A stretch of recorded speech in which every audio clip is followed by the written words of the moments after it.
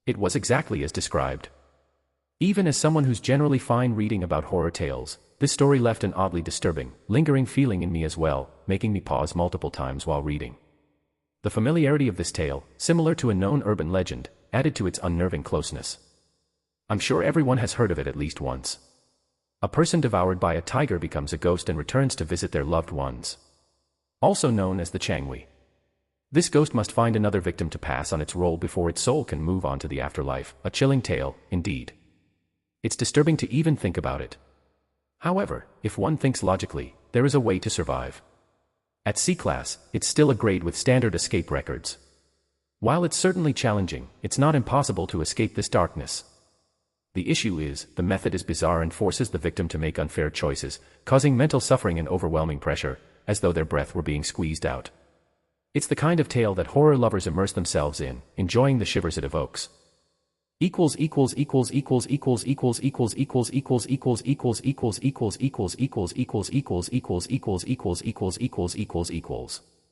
Exploration record number 03. A man in his 50s downloaded a landscape painting from the internet, said to bring good fortune in one's career. He described it as an ink wash painting from the late Joseon dynasty, depicting mountains and fog with an eerie vividness, even in low resolution. After downloading it, he began having occasional dreams of wandering near the mountain in the painting, and each time, he felt oddly at peace, his focus sharpening. However, after a sudden promotion at work, the dreams changed. He began to hear a voice calling to him from within the fog enveloping the mountain.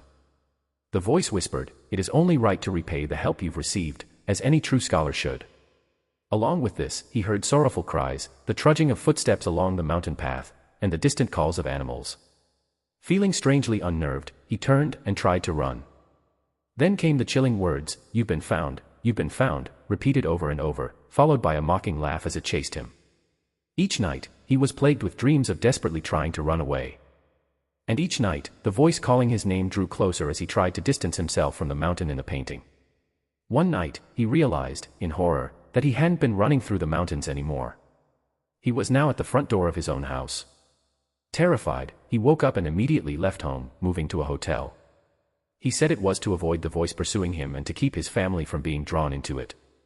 That night, however, the voice did not follow him in his dream. Instead, he saw someone, a figure with a pale, ashen face, slipping in like a snake through his open front door, snickering as it entered. That's when he understood. The voices hadn't been following him at all. They had been finding their way into his home. Result, the man's entire family, except him, went missing. 6 months later, the bodies of 3 unidentified bodies were found in a nearby dam. Afterward, he was hospitalized for PTSD and eventually took his own life.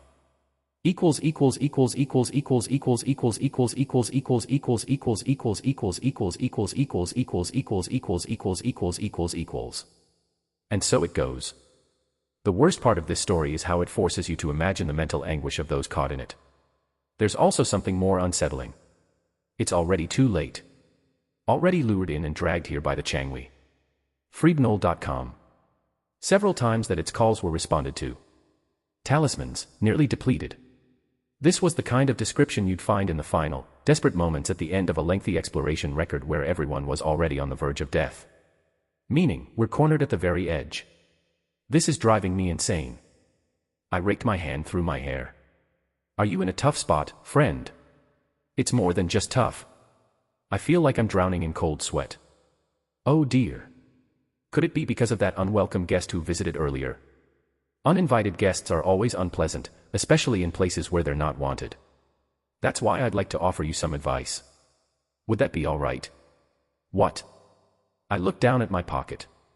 Allow me to dim the light for you, Mr. Roe dear. That way, you can quietly leave this place without drawing anyone's attention. I remembered the incredible ability that this plushie showed at the theme park, the strange power that erased my presence, allowing me to move without getting caught by the blue mascot. If you quietly exit through that door and head home, you'll avoid this tiring situation. It doesn't get any better than that, does it? I had a high probability of deducing the correct escape route based on the darkness exploration records.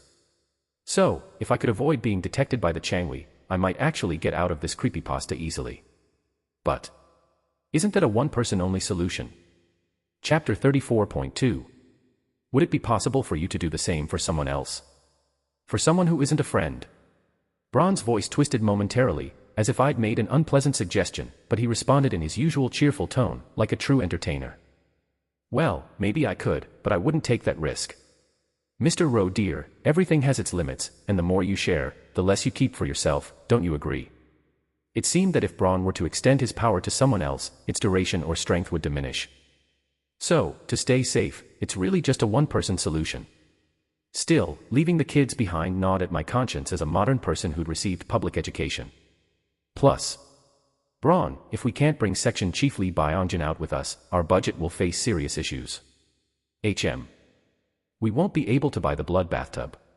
Capitalism was holding me back. Ah, that can't be. But if we dim 2 lights, any sensitive observer will notice easily. It'll ruin the scene's quality. Yeah. I'll look for another solution, then. Of course, if things got urgent, I'd hit Braun with an SOS and bolt out with at least one other person.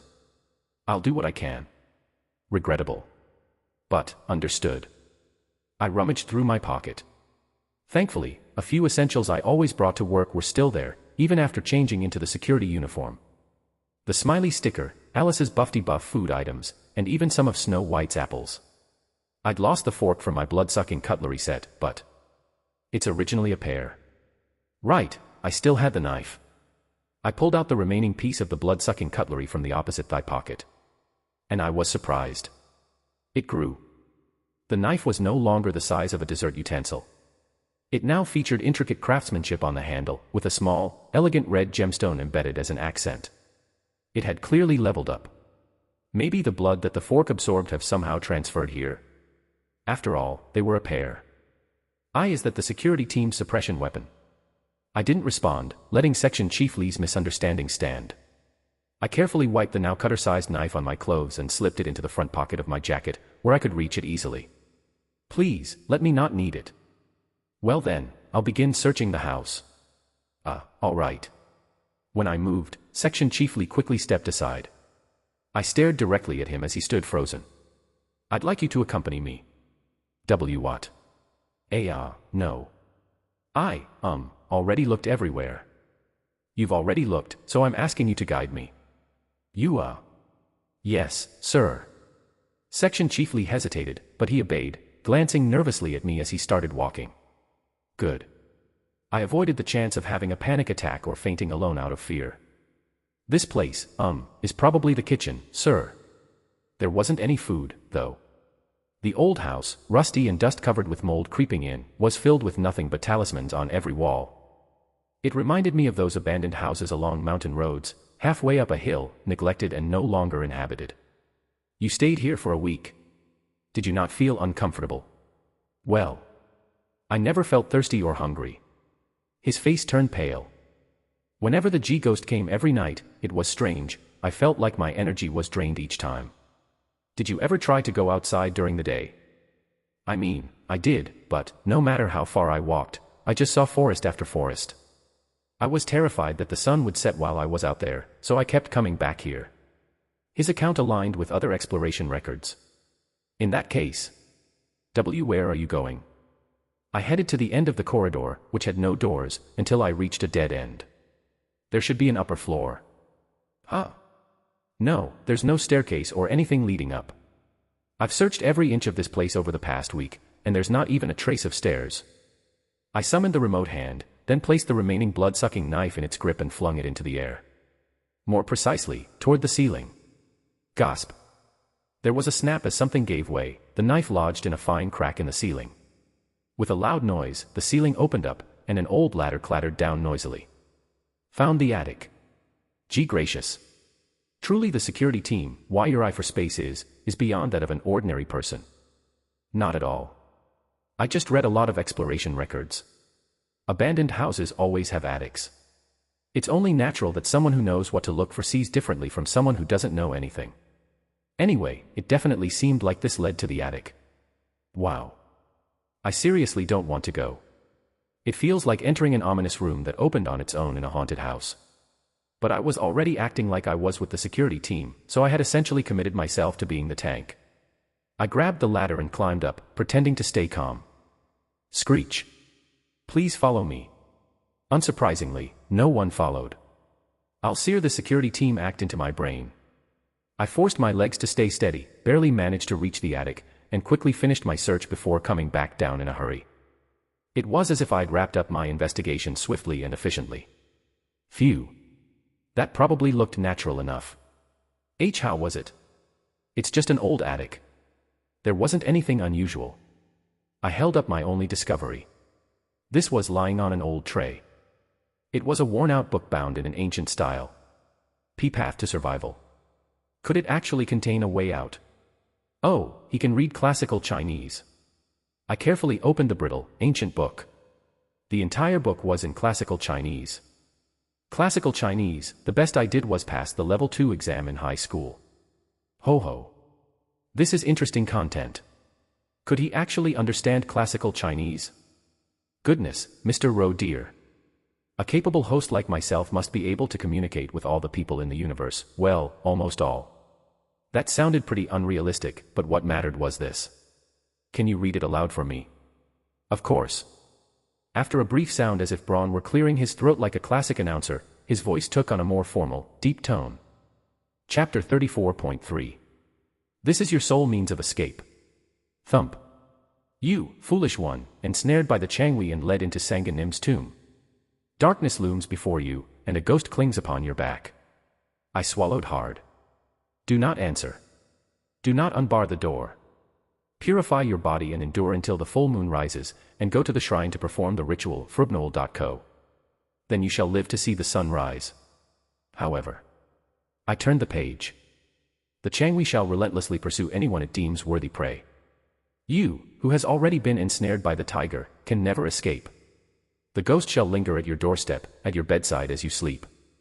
So, you too must become a Changwei. To escape, you must find another to take your place and offer them to the tiger.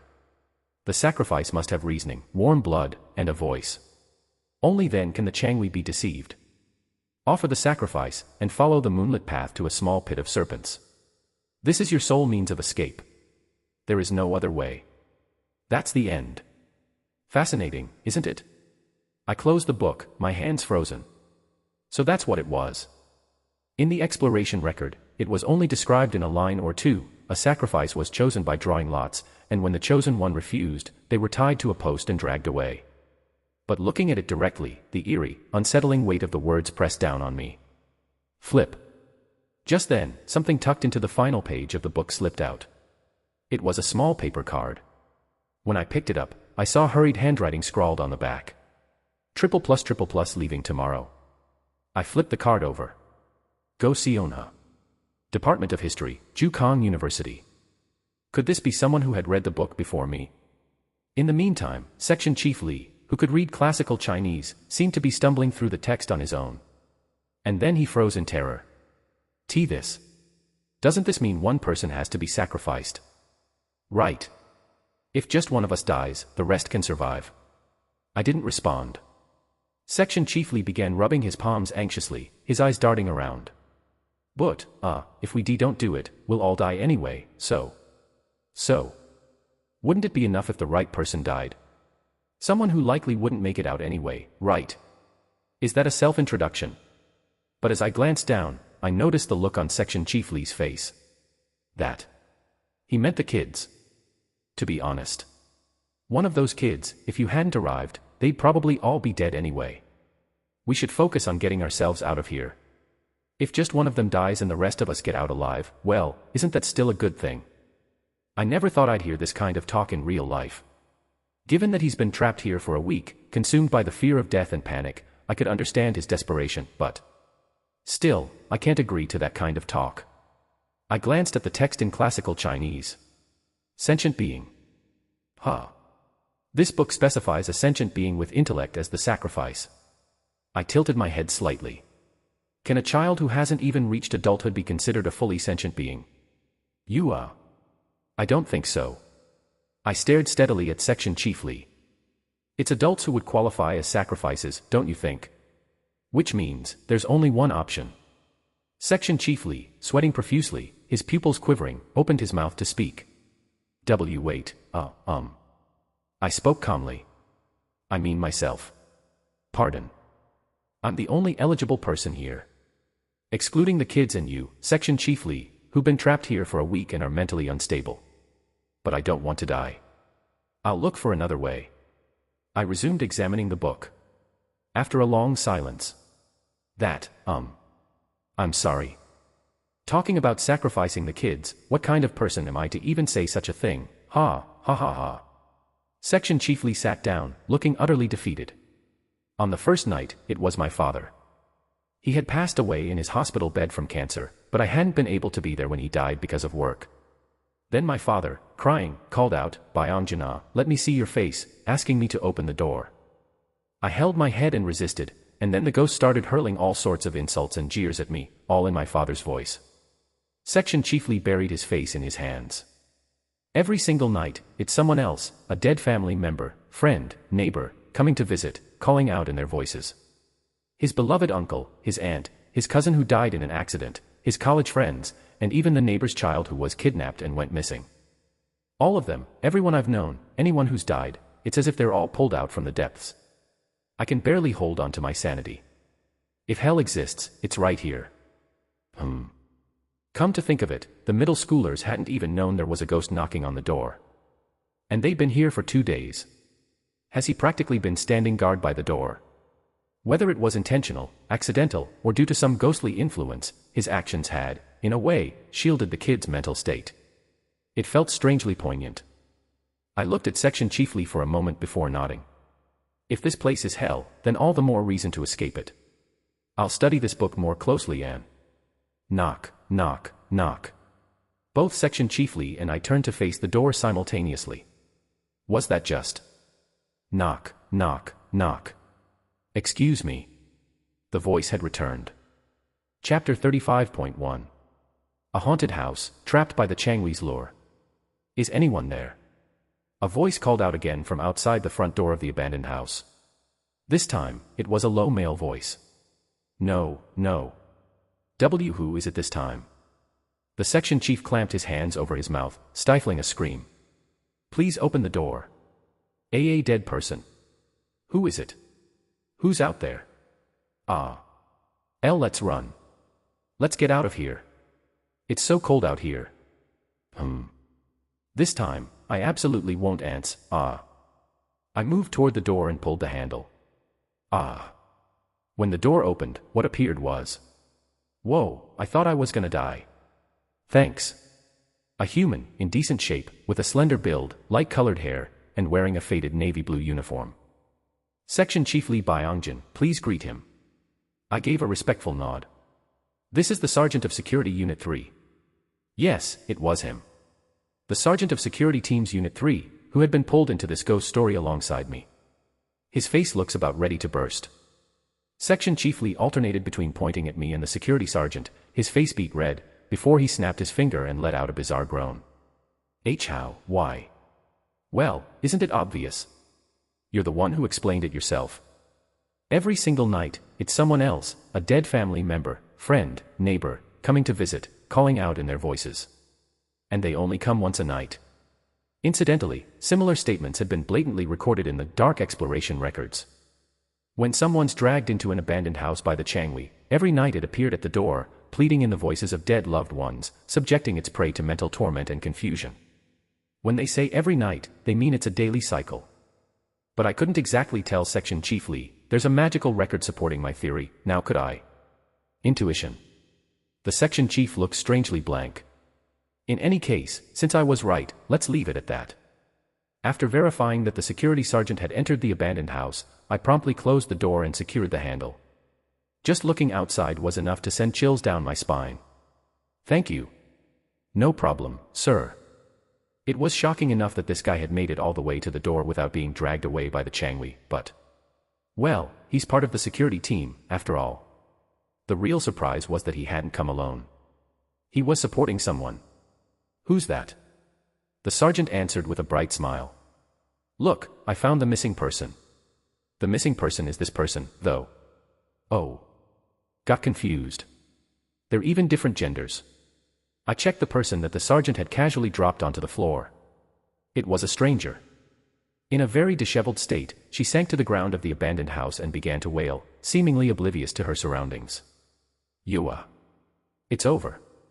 It's all over. She just keeps saying that. Ah, this place is better. I woke up earlier in some place that felt like a shaman's hut. It was cold, dark, and damp, and I didn't like it there. Ayuk. This is a disaster. All I wanted was a sensible companion. I miss my D-squad superiors, Frubuvel.cm. Still, I took a closer look at the crying person. She was dressed in a now filthy white gown, with a name tag on the chest. Go Sionha. Huh. I immediately pulled out a small business card. It was the one tucked in the old book labeled Path to Survival. Go Sionha. Department of History, Jukong University. On the back, it had the words, leaving tomorrow.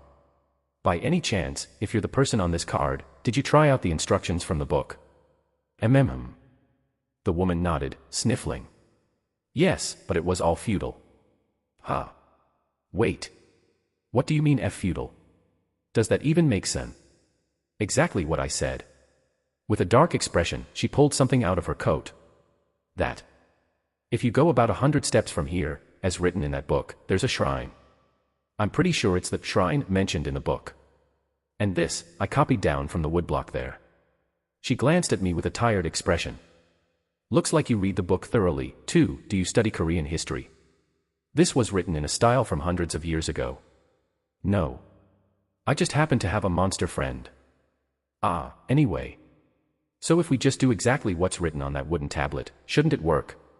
Why do you keep saying it's impossible, and crying about it? Because it is impossible. Look, Ajusi, I'm not an idiot. I tried to follow what was written on the woodblock. It said to gather 3 plums, crush them in a cup, and sprinkle it outside. I did all of that. I did everything, but... Go Sionha took a breath, staring into the air, then held up the back side of the paper she had pulled out, as if to show it to us. Please read this. Braun, catching on, began to read aloud. Prepare a song to offer to Sanganim. The more it is known among people, the more effective it will be. Write the lyrics down and place them in the incense holder, sing loudly, clap every step, and bow every 30 steps. A song for Sanganim. Yes. That's it.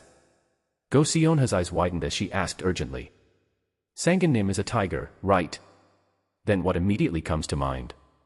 Any song related to tigers, anything that praises a tiger, whether it's a children's song or a folk tune. Ah, well. Section Chief Lee stammered, then began. In the mountain, the great hero. Right, on the tiger's birthday, yes, that one. I thought of it too, and that's what I tried to use. T/N, here's the song, u2.be/sxajwrnzzgm T=10. Go Sionha dropped her head. But it says, once a song has been used, it can't be used again. The incense holder was already stuffed with used lyrics. Of course Mountain Hero was already there. Good grief.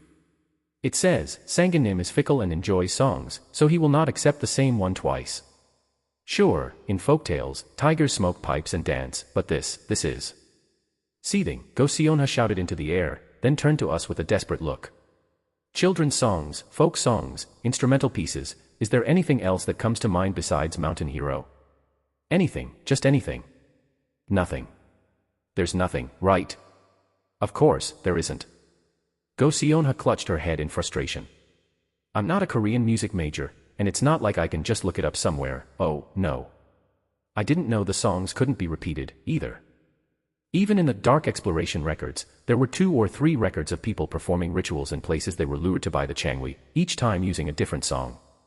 There were everything from folk games to instrumental pieces. I thought the different songs were just something the collective wisdom on the wiki included for fun. I didn't realize there was such a specific detail hidden there. And even if I wanted to use the songs listed on the wiki, only the titles were provided, no lyrics, no melodies. Damn it. The air in the abandoned house grew even colder. Chapter 35.2. Hugh. I exhaled slowly, then carefully read the Chinese characters on the paper that was said to be copied from the shrine's woodblock, with Braun's help. Then, I asked. Go Sionha SSI. Yes. I have a few questions for you, if that's all right. What is it? How many days have you been here? 10 days. Go Sionha's face turned pale. But after a few days, I started hearing the sound of some crazy men wandering around, so I hid in the attic. Said Crazy Man looked at Go Sionha with a slightly offended expression. And a few days later, I started hearing children's voices too. I didn't know what else to do, so when the full moon came tonight, I slipped outside while this guy was dozing off. And then you went to the shrine to try and perform the ritual. Yes. I nodded, then moved on to the next question. But something doesn't add up. Excuse me. The ritual explicitly states that a sacrifice is required. Why did you go alone? I'm not going to pretend I was sacrificing myself to save the kids or anything. Fee. Abnovel.cm. Go Sionha clenched her fists so tightly that her knuckles turned white. I just went to check how it was done, to make a decision. But yes, while I was doing it, I realized what was going on. I read the writings of those who attempted it before. Tonight is the full moon. Once tonight ends, that's it. I can't hold out for another 15 days until the next full moon. I know. I know the ghost will open the door. Yes. So, the ritual needs to be performed before sunrise. Thinking of the single talisman left on the door handle, I nodded to myself. But I'm telling you, it's impossible. No. I shook my head and stood up. I think it might be possible. Huh. The ritual, I mean. An alternative came to mind, a feasible one. I'll start preparing. Wait, hold on. No, I mean, even if it's doable, we'd have to gather all the necessary materials from outside again, and I've already used everything I found. I looked again at the paper with the copied ritual instructions. Ingredients: 3 plums, salt, ashes from a burned peach branch, 1 bucket of well water. So all of it needs to be gathered from outside. In the middle of the night, with the Changui lurking around. And a safe way to get around on my own. Of course, there is a way. One that only I can use. Would you like me to turn off the light for you, Mr. Roe dear? Wow. Do I really have to go out there alone? I glanced back at the others instinctively. My terrified heart was screaming to go as a group, all together, while my brain held me back, firmly warning me not to do anything stupid. Ugh, this is driving me nuts. But in the end, reason won out. Please wait here. Honestly, I'd prefer if someone came with me. If anyone's willing to volunteer, someone is, right? Surprisingly, Go Sionha raised one hand. I've done it before, so I could at least guide you to where everything is located. Oh ho. Don't interfere, sit down, student. But Section Chief Lee, alarmed, jumped up and quickly pulled her back. This isn't someone you should be thinking of as just another person like us. He's not your average guy. Well, that's a bit much. Just mark down the locations and give them to him. Quickly. Oh.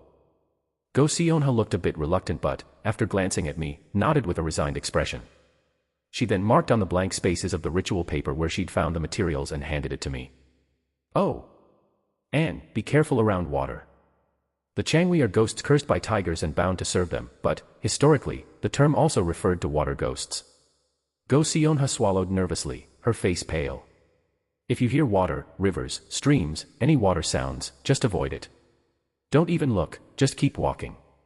Alright. I'm seriously so fucking scared, what the fuck? Anyway, with everything in place, I stepped toward the door. The security sergeant spoke up. Oh, you're going out alone?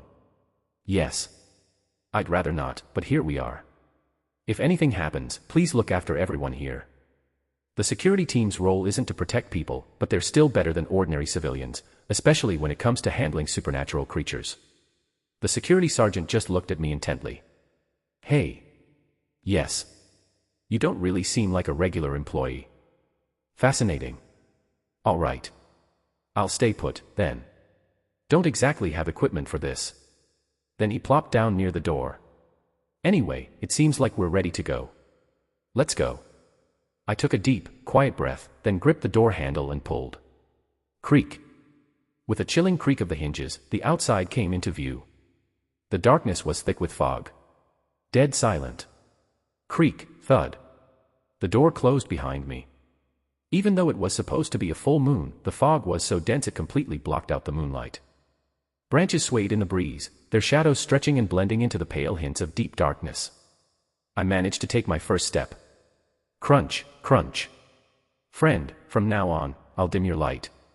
You'll disappear into the blind spots of cameras, fade into the shadows behind the stage. With every step, a dark, shadowy heaviness seemed to press down on me. It's still such a strange feeling, no matter how often I experience it. Slowly, I faded into the misty forest, dim and shadowy. Phew. Feels a little lighter here. Of course, the fear was still overwhelming. My heart felt like it was going to explode. Walk straight up to the left from the abandoned house, and you'll see a large tree with a golden rope tied around it. Gosiona's rough map, with arrows and notes, lingered in my mind, guiding each step I took. I could barely tell front from back, so it was incredible how Gosiona had managed to gather the ritual materials. Left and up. After what felt like an hour, though only a few minutes had passed. Ah, Mr. Roe dear. I see something up ahead. Just as Braun said, something started to emerge through the fog. It was a giant tree, shrouded in mist. A faint, sweet scent drifted from it whenever its branches swayed. Peach. There aren't any fruits, so where's the scent coming from? It was sweet, yet somehow unsettling. A golden rope hung from the tree, stretched between two thick branches. Beyond it, I could see a small field. Oh, is that farmland? A small garden in the mountains, aesthetic, but not quite my taste. Braun's tone was cheerful, but my mind was far from lighthearted. The book I'd read earlier had called this place Sanguinim's burial ground, hadn't it? And it's also where the materials for the ritual are located. This must be a supernatural area. I moved carefully, inching forward while gathering the materials around the area. Got the plums. Face the left with the big tree on your right, and you'll see smaller trees, plum trees. I picked up fallen fruit beneath the plum trees and some dried branches near the enormous peach tree. Of course, I didn't dare pick fruit directly or break off any branches. Not gonna risk that. Standing alone in a forest at midnight is frightening enough, but imagine being trapped here, cursed by spirits. And to top it off, I had a mission to complete. You'd naturally become as cautious as possible. All right.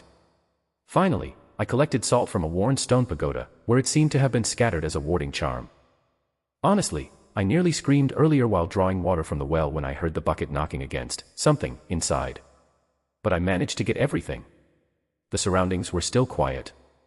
I let out the tiniest sigh of relief. Now, if I return to the peach tree and retrace my steps, I should get back to the abandoned house. As I started retracing my path, something I hadn't noticed before caught my eye. At the end of the golden rope on the peach tree, a piece of clean silk was tied. Huh. There was writing on it. You who lack the right, turn back. Wow. Yeah, definitely not touching that. Maintaining a safe 1 meter distance, I nodded cautiously. You look tense, Mr. Roe dear. Ah. It seems like you need a right to cross this line. Given that I'm here because of a ghostly curse, there's no way I'd have. But you do have the right. What? Take a look at your wrist. I raised my hand to check the inside of my wrist. Where the theme park wristband had been. Socius. The tattoo that had been left there from the burnt-out membership band now shimmered faintly. Socius, wasn't that the word? The Latin term for companion, member, kinsman. Oh, it seems the mark has broader applications than expected. Whether the mascot's connections are wide or it has a part-time job elsewhere, who can say? So, friend, will you use your membership? I stepped up to the golden rope and slowly reached out my hand. The shimmering rope parted, passing gently around my arm as if it were nothing. As expected. Carefully, I stepped forward. Into the garden, where entry was now permitted. Chapter 36.1. The moment I stepped over the golden rope, my foot touched the ground. It felt like I'd entered a special field in a game or something. The fog vanished as if by magic, revealing the scenery around me. But it's huge. Under the full moon, the field in the mountain was far larger than I had expected. A massive field sprawling over the ridge. The dark, deep green swayed quietly under the bluish moonlight. Yet, there was nothing peaceful or pleasant about it. It felt ominous, unsettling. A strange scent lingers here. He was right. And among those swaying green plants, I noticed clusters of small, red berries. Wait a minute. Ginseng. It was, wasn't it? Is this a field of ginseng? Wait, ginseng is typically cultivated by people, but this didn't seem to be human-grown. Wild ginseng. All of this is wild ginseng.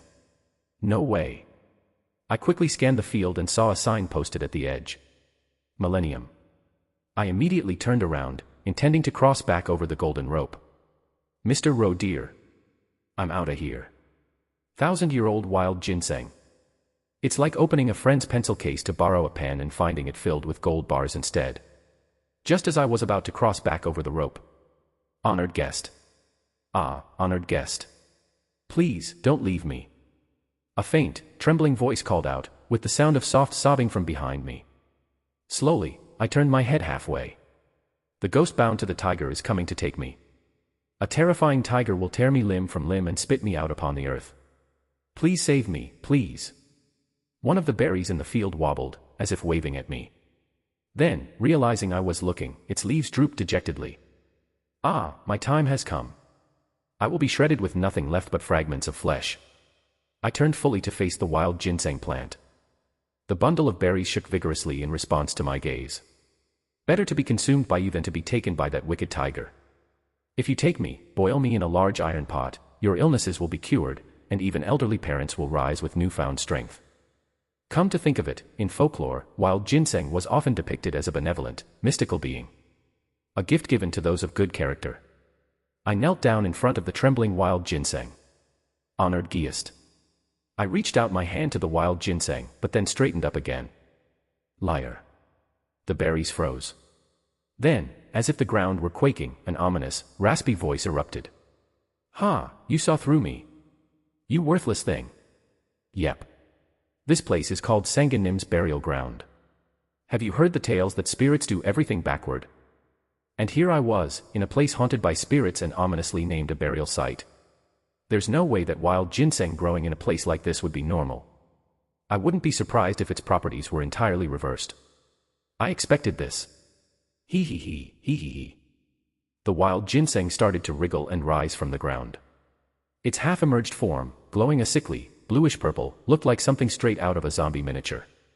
It even began coughing up something dark and reddish like blood. I prepared myself for this, but it's still terrifying. You will be buried too. You'll be buried here and become ginseng, your limbs chopped so you can rot.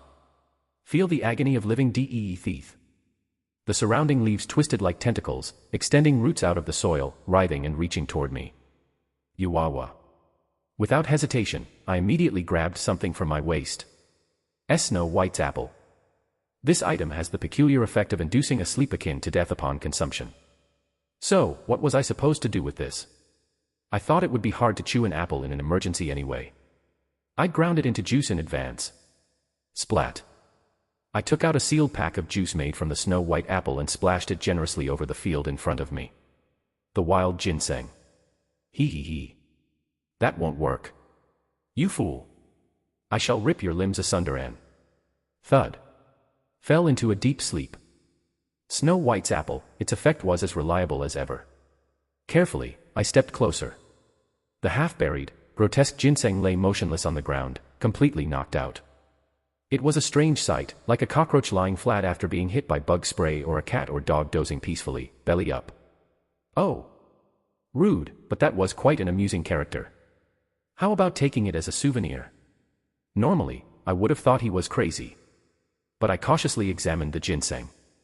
It had talked, shown emotions, tried to deceive me, and calculated its actions. Something like sap even seemed to be flowing through it.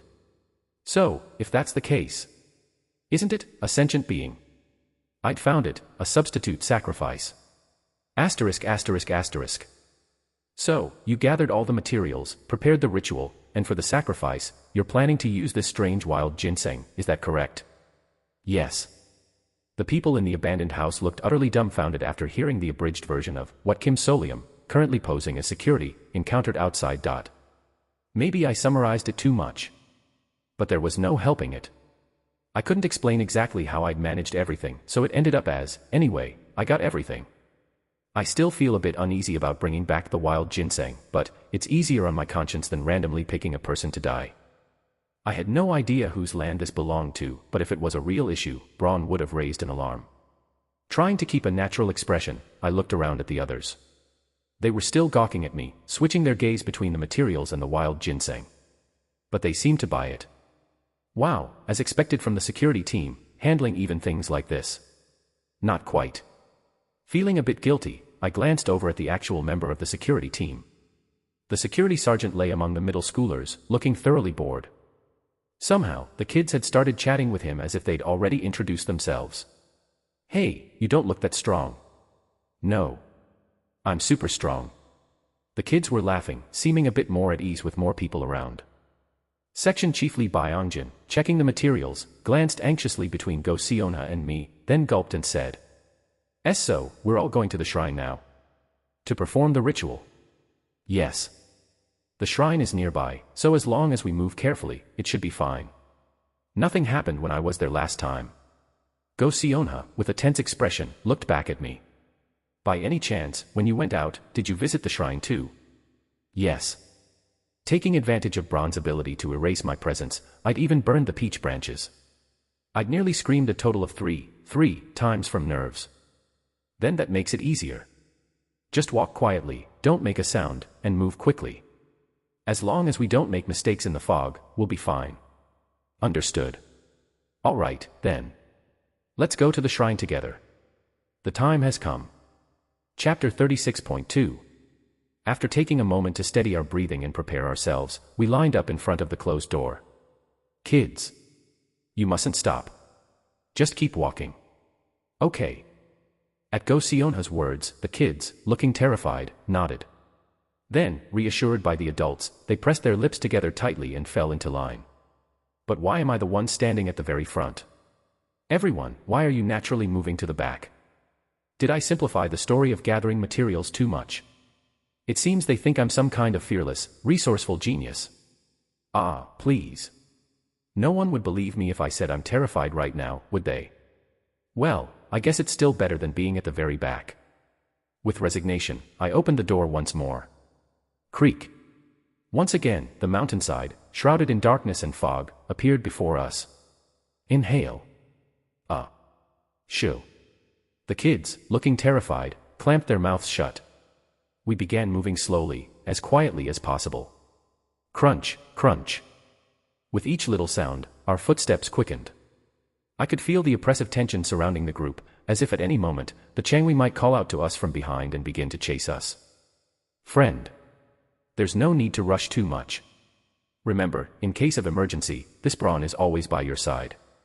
And thankfully, that emergency never came. Through the darkness and fog, the old, tiled roof became visible. A worn-down shrine, with red and blue tiles tilted at odd angles.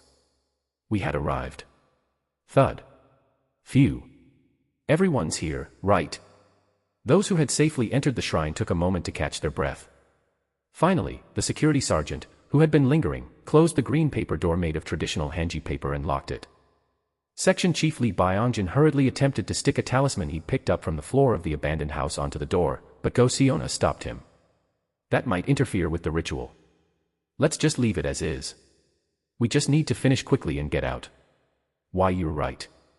Meanwhile, I took the opportunity to look around the shrine. As my eyes adjusted to the darkness, the shadowy outlines became clearer. Inside, it was eerily clean yet very old. Between two rusty Mithraea statues without heads was a broken incense burner. Above it was a slightly worn woodblock.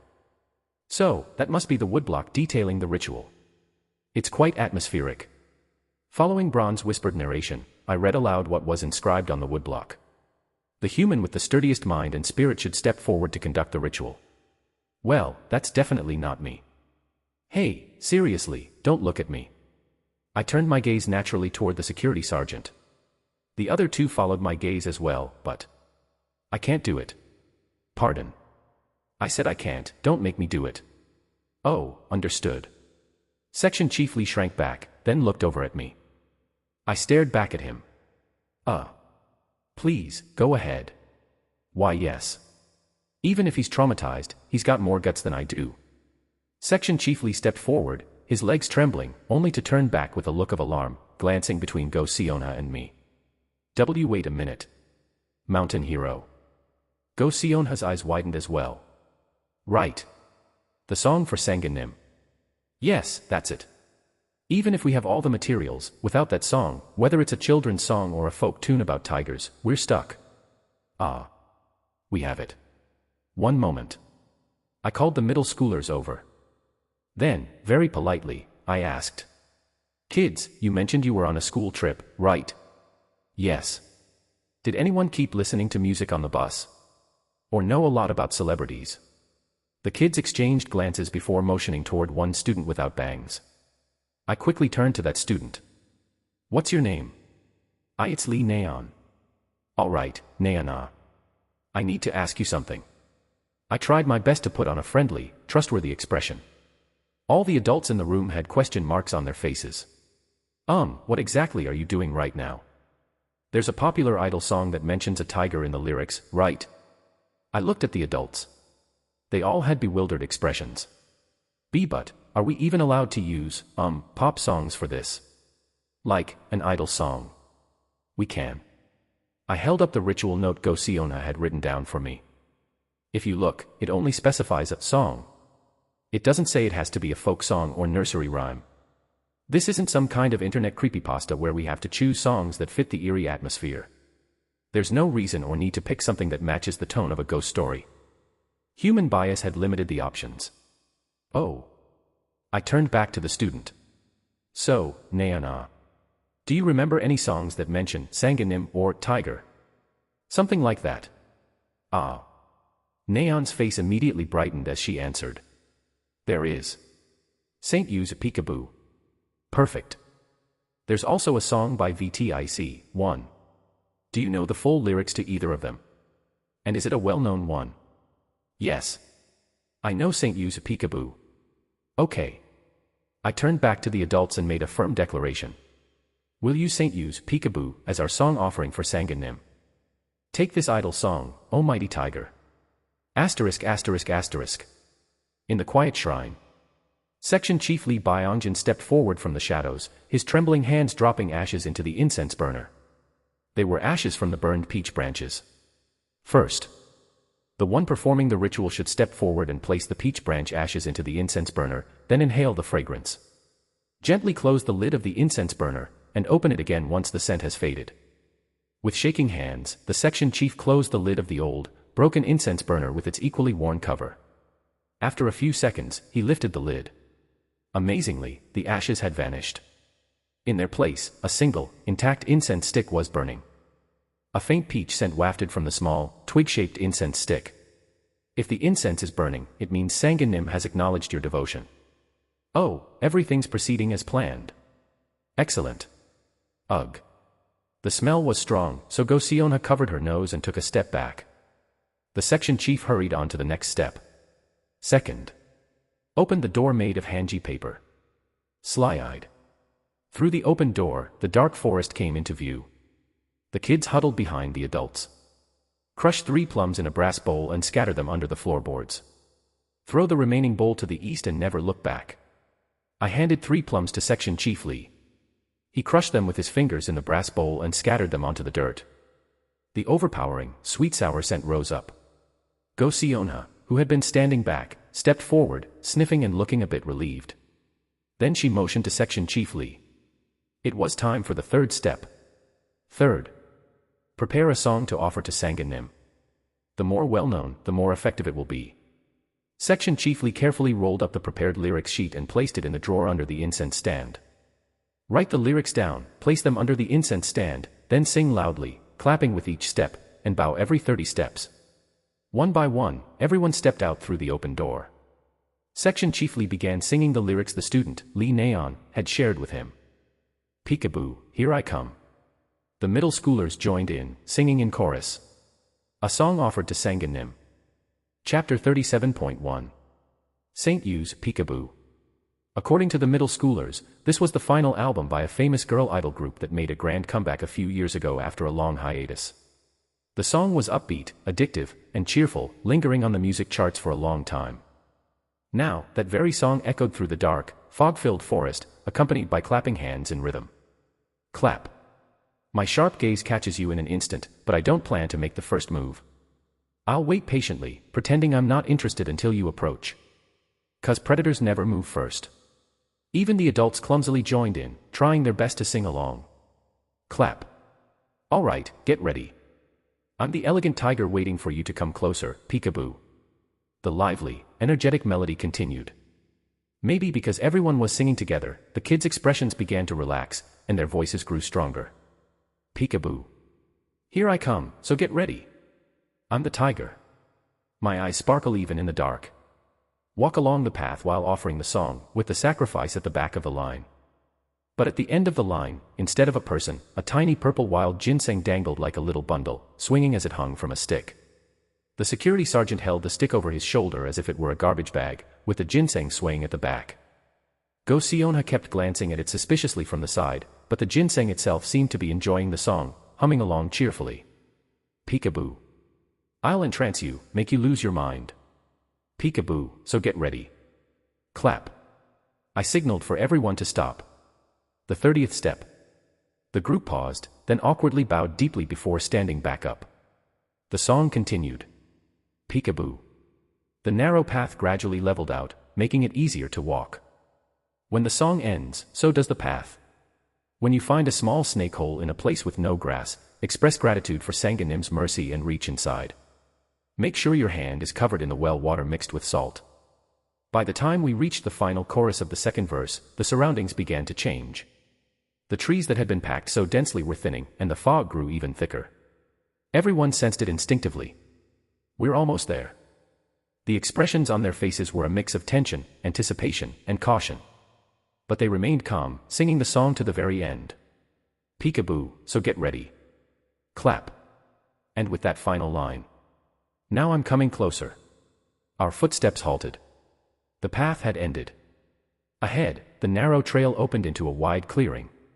There are no trees. Our steps quickened. And through the thick fog, the final result of the ritual appeared before us.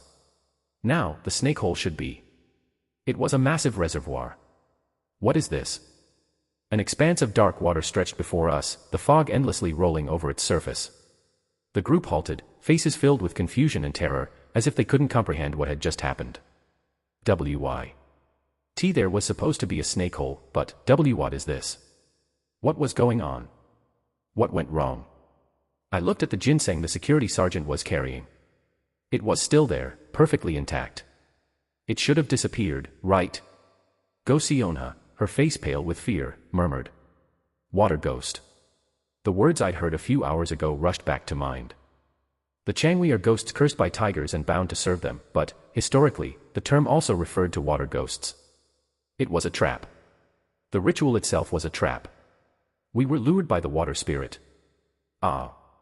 We were all led here, right to the reservoir. Section chiefly screamed, stumbling backward as he tried to run, only to trip. The children began to whimper, clutching onto each other and screaming in panic. I felt a chill down my spine, nearly falling to my knees. It was like being in the final scene of a horror movie, where every character faces impending doom. Are we really going to die here?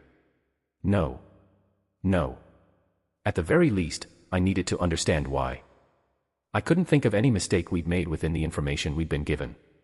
Even considering every exploration log I'd read from the dark exploration records, nothing indicated we'd gone wrong. A sense of frustrated disbelief overtook my fear.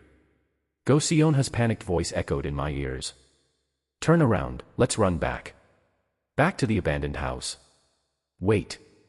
Hold on a second. I turned to Go Sionha. Do you know something? What?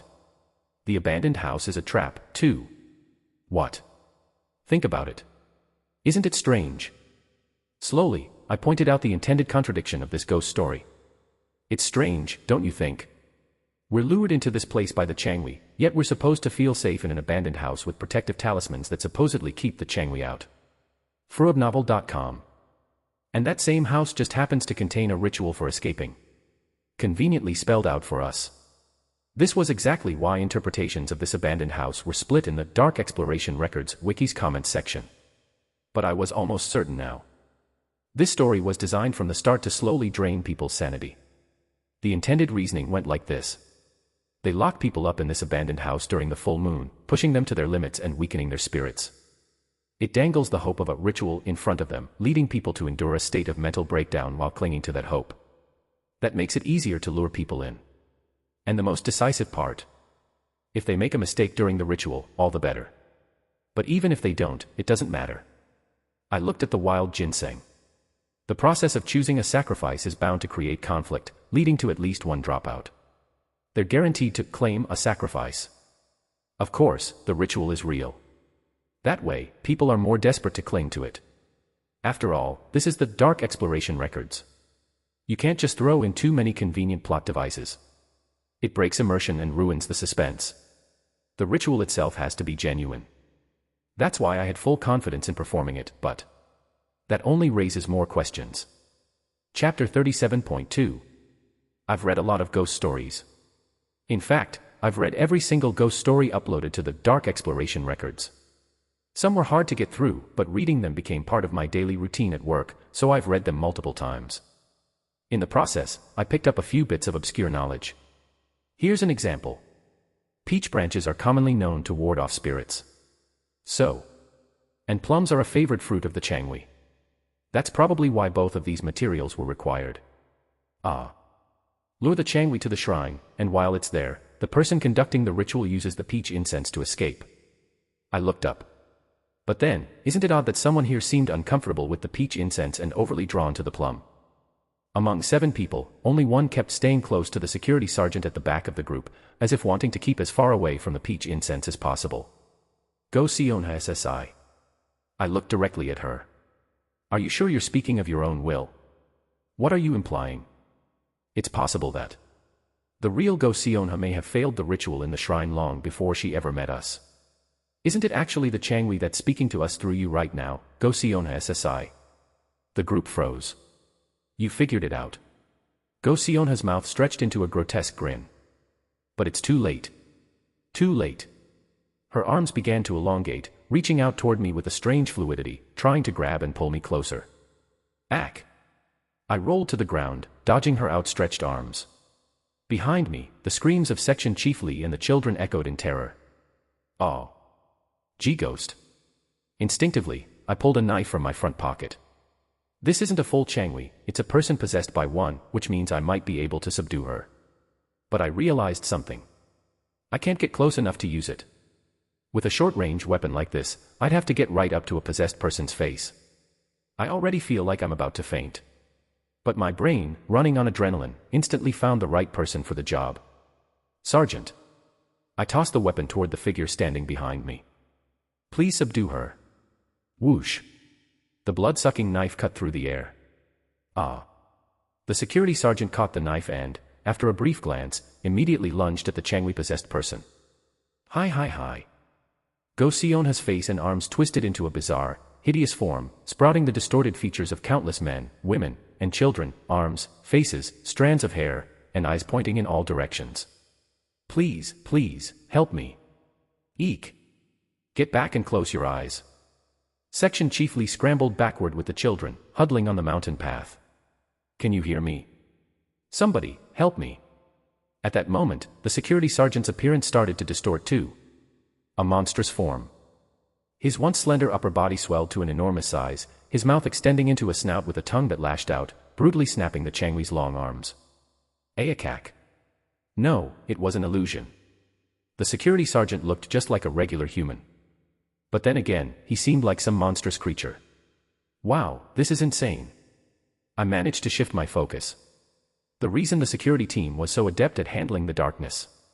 And the reason they weren't part of the field investigation team. It was becoming clear right in front of me. Security team.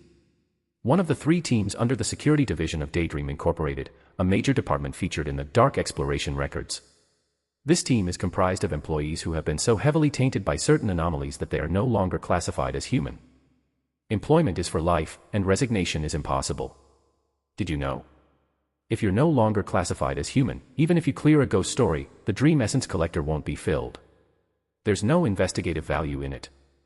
That's why people who have practically merged with ghost stories, becoming almost monstrous themselves, were assigned to the security team. Especially, those affected by particularly violent or territorial ghost stories. It hurts. It hurts. They're assigned to the security team to handle significant issues with company-managed darkness. And if he's the sergeant of that team, he's no different.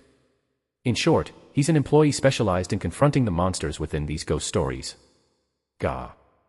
The Changwi's many arms were torn apart by the sergeant's jaws, claws, and teeth, stretching from his maw like a monstrous, serpentine tongue.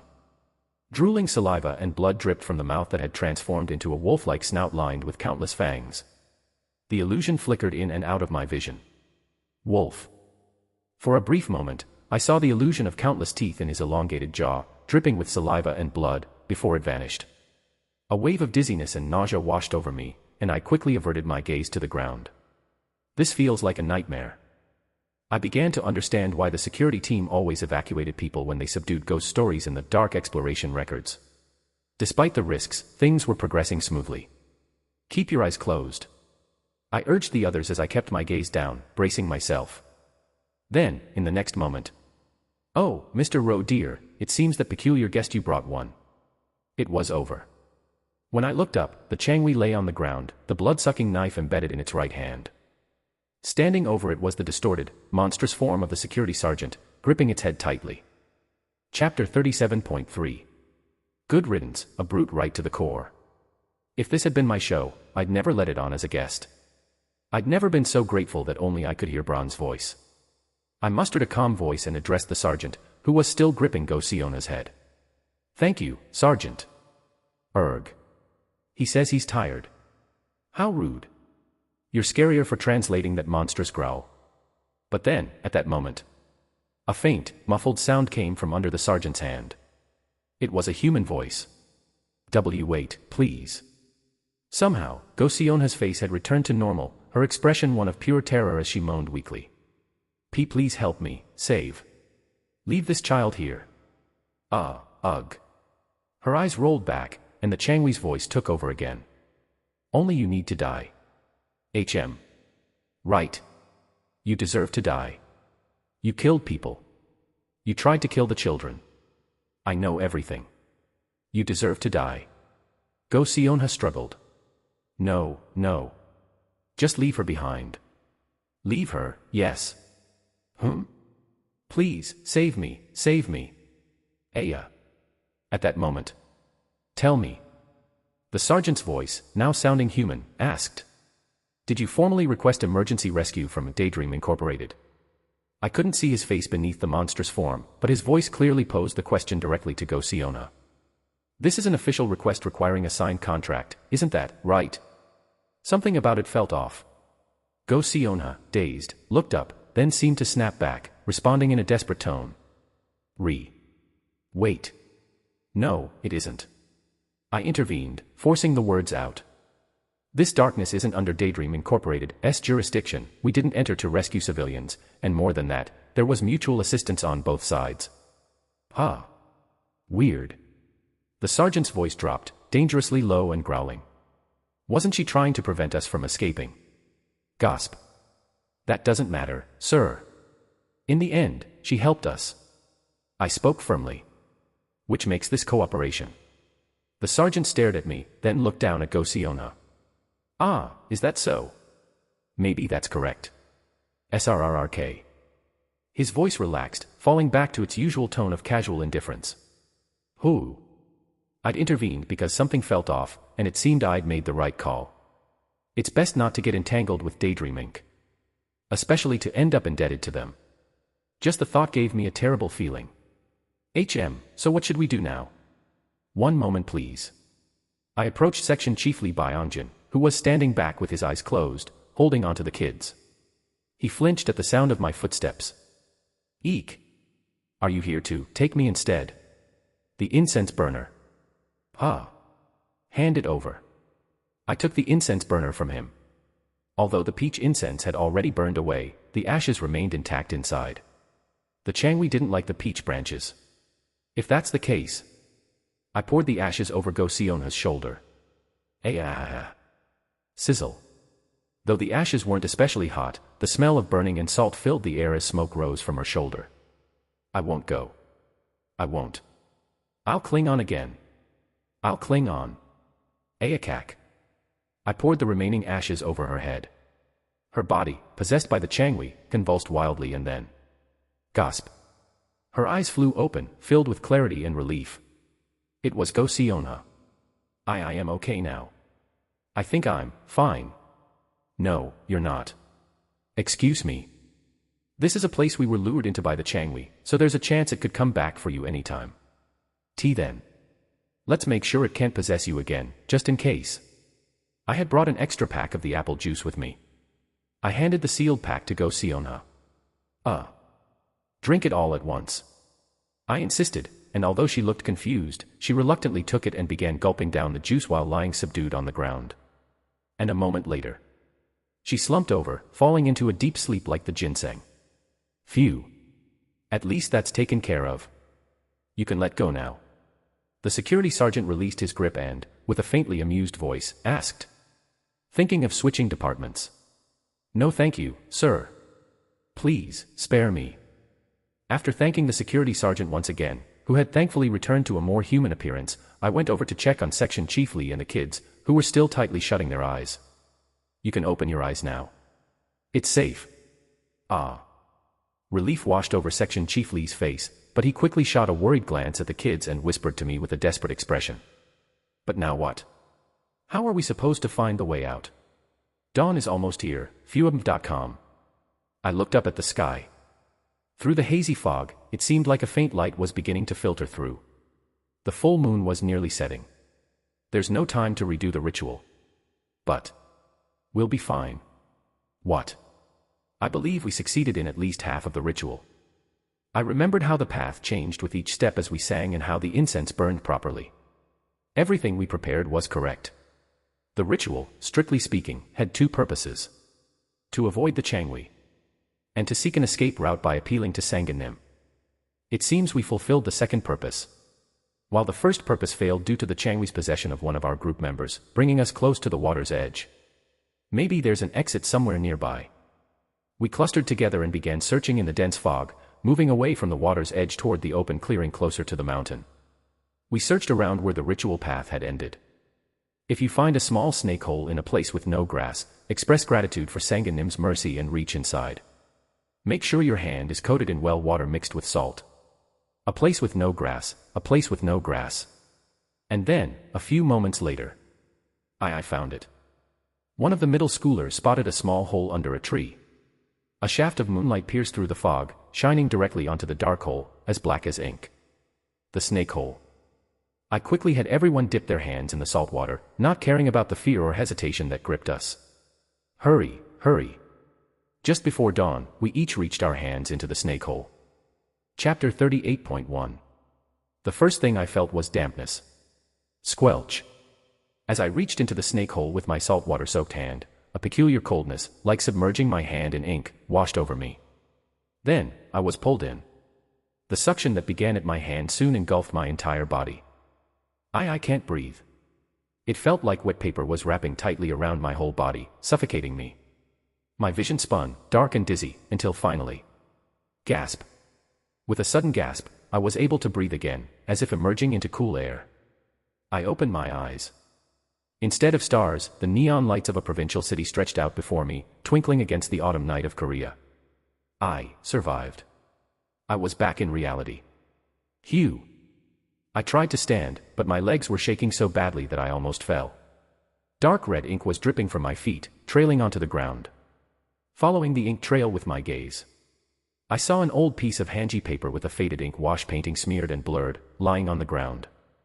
It was as if, after countless years, the image had faded entirely, and new ink had been splashed over it, leaving barely any recognizable shape.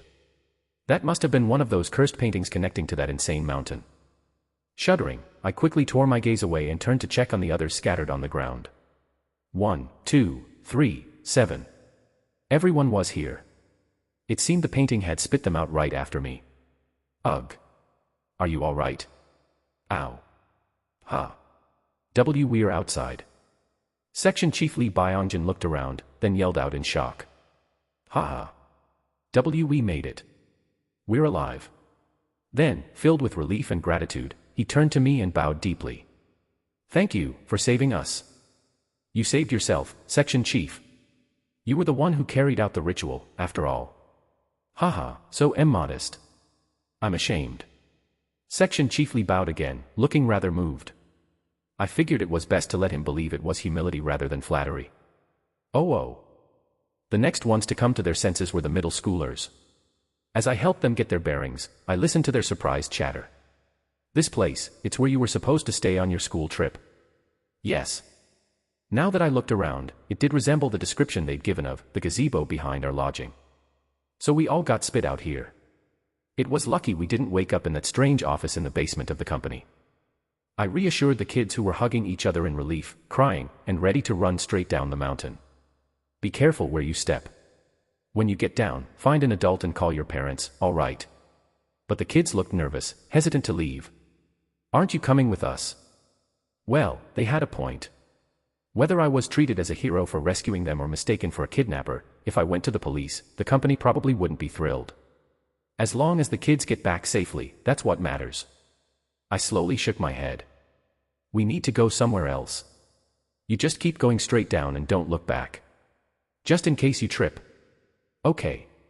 The kids seemed to muster some resolve, nodding with determined faces, and carefully started down the mountain, relying on each other for support. Good. Since it was a well-maintained path on a shallow mountain, it would only take them about 5 minutes to get down. As I watched them go, ensuring they were safe, I felt a tap on my shoulder. Excuse me. It was the security sergeant, who had already gotten to his feet and was slightly swaying as he held out the stick with the greenish wild ginseng still attached.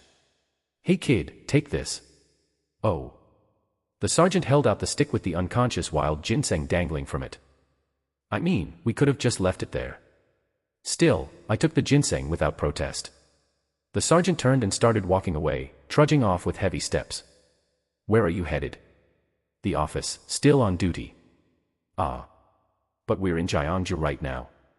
T/N, a KTX ride from Gyeongju to Seoul is about 2 hours and 40 minutes, while a bus ride would be about 4 to 5 hours. By the time he gets back, his shift would probably be over anyway. In any case, I followed him since I also needed to get back to Seoul, carrying Go Seona, the exhausted university student, slung over my shoulder. I'll drop her off in front of the police station on the way. Then, at that moment. Both security team officers need to return quickly. I'll follow along then. Haha. Isn't it only right for me to accompany you as the missing person you found? Let's go together. I glanced at Section Chief Lee Byongjin, who was scrambling to catch up, looking every bit like a sycophant afraid to lose his backup. Well, now that we'd escaped, maybe it was time for him to know the truth. And, after everything's settled, I'll stop by your department to properly thank you too. Haha, where exactly does the security team work? No. Even if you come to the security team, you won't be able to meet me. I'm with the field exploration team. A heavy silence followed. But, your clothes, you're in a security team uniform. It was just lent to me. With that comment from the security sergeant, Section Chief Lee's face became a mix of confusion, and then, after a moment, he seemed to piece things together in his mind. I see, so, but you don't seem familiar. Don't you get administrative support? Maybe you're in a special team. And that's why you're in the security uniform. I'm a new hire, sir, readnovel.com. D-Squad's rookie. Chapter 38.2. What happened afterward was handled fairly quickly. All the way from Gyeongju back to the company, Section Chief Lee kept muttering lies under his breath. However, when he reached the office and verified my personnel records, he was left in stunned silence. But surprisingly, he didn't immediately change his demeanor. Why not though? I thought he'd immediately dismiss me as a newbie in the lowly field exploration team, but instead, he continued to behave respectfully, although he did make some effort to act more casually, dropping a bit of the formality. Solely MSSI, did you hear? The, kids and the university student, they got home safely. A few days later, he informed me that the survivors from our escape had been registered as civilian survivors at Daydream Incorporated. They probably received a decent amount as compensation for their information too. In a way, it's ironic how it really turned out to be a stroke of fortune for them. Yeah. Life can be funny, right? And ironically, it was good fortune for me as well. So anyway, solely MSSI, from now on, you can just count on me. Yes, sir. Ha ha ha. Section Chief Lee quickly pushed through my manual evaluation process. Only for me, though. Is it really okay for him to act like this after taking an unauthorized week off? Well, it was a good outcome for me. The scroll that served as a portal for the Sanguinem ghost story was swiftly collected by Daydream Incorporated as a darkness under its jurisdiction, and my unique method of escape was officially accepted as a new procedure in the manual. Even my previously pending application under A Squad for a manual revision was quickly approved. The balance in my bank account now read: Manual revision bonus, 100 million Korean wons. Insane. It was a staggering amount, enough to make my hands tremble. Now that 2 manual revisions had been approved, this unexpected sum appeared in my banking app. Even though it was a cash payment rather than the standard points allocation, this amount was certainly enough to make anyone do a double take. Maybe I should take advantage of this friendly manual evaluator and tackle as many new darknesses as possible. But venturing out alone to encounter various ghosts and monsters was a daunting thought, so for now, I should put this 100 million to good use. Where would be the best place to spend it? I already knew where a portion of it was going. About 30% had been allocated to the source of this whole ordeal. Congratulations, Braun. Oh. Blood bathtub, 29,999,999 Korean wons. Equals 29,999,999 Korean wons. Purchase complete. Fortunately, the blood bathtub was still available in the alien shop, so I could fulfill the promise I made to my animated plush friend. I wonder if it'll come by rocket delivery this time too. I recalled the postal service box that had mysteriously materialized in midair last time. As far as I knew, the blood bathtub was a large, 4-legged tub, about the size of a typical household bathtub, with decorative gold legs that gave it an elegant look. But imagining it landing in my small studio unit. Maybe I should order it from the bathroom. In any case, I decided to push my bed and desk aside to clear space, then press the order button right here. There just wasn't enough room in the bathroom. All right. Time to place the order. Exciting. My heart is pounding with anticipation.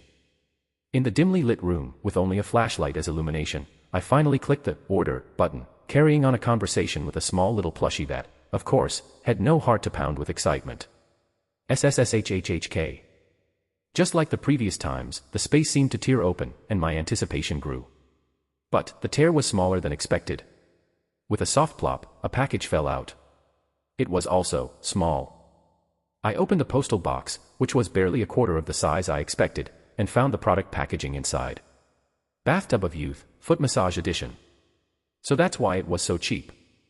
Come to think of it, since it was a ghost story item from a home shopping creepypasta, it probably had a variety of editions and versions. Although, as far as I knew, most versions were just fun variations with little functional difference, except for a few rare ones. I never thought they'd make a footbath version, though. It came with a gold embossed sticker and a warranty certificate, hinting that it was some sort of special edition. 10-year free AS warranty. Utterly pointless. Who's going to request customer service on something like this? But I decided to open it anyway. There were no records in the dark exploration records of anyone touching a blood bathtub and having their blood involuntarily drained, after all. Inside, packed in a box as elegantly wrapped as a luxury item, lay the object itself. The Bathtub of Youth. Also known as the Blood Bathtub. It was a glossy, black and white checkered tub that appeared to be made of shimmering ceramic. Its elegant curves were supported by golden, feline-shaped legs, giving it a refined look. It's quite impressive. If you ignore the fact that it was a footbath. Someone with just the right size to fit in it, however, was evidently thrilled. Mr. Roe dear. Please put me in there. With some bath salts. Wait, if it's a blood bath, then. You mean you want my blood as the bath salt? Precisely. How perceptive of you, Mr. Roe dear. This crazy little. For a brief moment, I wavered between reasoning with him or bolting out the door. Haha. I'm joking, friend. With no audience or cameras here, I'd never make such a demanding request of a friend. But what about if there was an audience and cameras? I kept that thought to myself. Desperate people have to bite their tongue sometimes. Still, I couldn't resist saying one thing. Please, no more jokes like that. They're not funny, they're terrifying. I understand. Humor is a cultural delicacy, and it's always important to handle it carefully. This is what carefully handled looks like. Anyway, back to the main point, there's already a perfectly suitable alternative for bath salts in this space, isn't there? Let's see if our Mr. Roe dear can figure out what it is. Something in my place. I glanced around. He couldn't possibly mean Beksahian, the guy in the next room. No, let's not even consider that. I tried to think of other options. Then, my eyes landed on something that had been sitting on the corner of my desk for the past few days. Reluctantly, I pointed at it. This wild ginseng. Excellent. Yes. It was the corrupted, purple wild ginseng I had unknowingly taken from the Sanganim ghost story. I guess you could call it sap, or maybe something more like blood did seem to flow through it. But, 4 days now, it had just looked like a regular wild ginseng with an odd purple hue. My plan was to feed it more apple juice if it ever woke up, and if that didn't work, just donate it to the company. But surprisingly, it hadn't stirred at all. All that tension waiting for it to wake up at sunrise that day was pretty pointless. Braun had even commented, "I doubt it will ever wake up again." After all, weaker creatures tend to play dead when they sense danger, do they not? Maybe getting pulled into the real world from the Changwei's Sanganim's burial grounds had traumatized it. Anyways, friend, if it concerns you, I'll keep an eye on it. And so far, there hadn't been a single problem. So, was he suggesting I use this ginseng? That could work. Without any supernatural possession, it was just a juicy piece of ginseng. Besides, I was genuinely curious to see the blood bathtub in action. It's kind of fascinating, isn't it? I had some curiosity of my own, which is probably why I sometimes snuck peeks at the creepypasta wiki during work breaks. There aren't many creepypastas I can safely observe, even if just in images. Using ginseng juice instead of blood could be a unique opportunity. Oh! I grabbed a pair of rubber gloves and scissors from the kitchen. The plush monster beneath my bed spoke in a low, excited voice. "Now, place me in the bath, please." Wait. There was something I needed to clarify. This bath is for rejuvenation. Do you really need to be rejuvenated? I mean, you look young enough. I wanted to point out the absurdity of a plushie needing such a concept, but held back. Braun, however, let out a hearty laugh, crisp as if it were a pre-recorded sound effect. Ha ha ha. You're seeing the concept of rejuvenation too narrowly, my friend. Don't worry, you've got a fine conversationalist here to explain. In fact, rejuvenation means the return of spring in Hanja. In other words, it means to regain the prowess of one's prime. For some reason, I'm feeling rather heavy and unbalanced these days, so this bath is exactly what I need. But you're a stuffed toy. And the tub's description clearly said it was good for healing wounds, recovering energy, treating arthritis, and enhancing skin health. I don't know anymore. If he insists this much. In the creepypastas I've read, there wasn't really a case where a plush doll with a friendly spirit would turn on you after being treated well. The disasters always happened when they were mistreated. I decided to stop overthinking it. It was unnecessarily scary. With rubber gloves on, I held scissors in one hand and the wild ginseng in the other. Let's try it out. And with that, I reached for the blood bathtub. Chapter 39.1. I took a deep breath and recalled the instructions for the blood bathtub. First, fill the tub with warm water. 1. Add clean water to the tub as much as you like. Bathtub of Youth, Foot Massage Edition, is a product that does not support automatic water filling. As instructed, I poured enough warm water from the sink into the tub to submerge a plush doll. Then, this is where the main process begins. 2. Once the water is filled to the desired level, pour at least 200 milliliters of fresh blood over it. The fresher the blood, especially from a healthy and lively subject, the better the effects. The very idea that such nonsense was written in a polite and friendly font seemed absurd, but thankfully, I had a substitute. I lifted the wild ginseng. With scissors, I cut off one of the medium-sized outer roots. Ugh. Dark purple sap, nauseating to look at, oozed from the severed root. I was immensely grateful for the rubber gloves I wore. Careful not to touch the sap, I placed the severed root against the edge of the blood bathtub. And then, a remarkable sight unfolded. Bubble, bubble. The sap that touched the water began to froth, releasing a fantastic aroma. The nauseating, dark purple sap transformed into a rich, beautiful, rose-colored cream that shimmered brilliantly. It was bizarre and mesmerizing. The luxurious and inviting bathwater that anyone would be tempted to step into was now prepared. 3. Submerge your body entirely in the bathwater and enjoy the experience. The Foot Massage Edition also restores vitality to the entire body. An eager voice came from beneath the dark bed. At last. The laughter of the plush doll. Ah, there's no need to carry me, Mr. Roe dear. Just don't turn around. I froze on the spot. Behind me, I heard a sound. Thump. freewebnov.com. Thump. Thump. The sound of footsteps. No, was it the plush doll? The sound resembled a man's heavy, rhythmic leather shoes, slightly lively yet weighty. It passed right behind me and stopped. Then came the sound of something splashing into the tub. You may look now. I turned my head. The plush doll, soaked in the bathwater in the small tub, floated there with its unchanged, smiling mascot-like face. Brawn. There was no response. Of course, there wouldn't be. Talking face-to-face with a plush doll wasn't something possible in reality. But I knew it was listening. Well, I'll clean up the wild ginseng for now. Enjoy your bath. I placed the wild ginseng, which had stopped oozing sap, back on the desk and turned to look at the tub, recalling the records of those who had used the blood bathtub. Usage record number 05. In the process of cleaning up the remnants of a bath bomb of a tenant, a half-Caucasian man in his 20s, the landlord, a man in his 40s, inevitably dipped his hand into the bathwater left behind.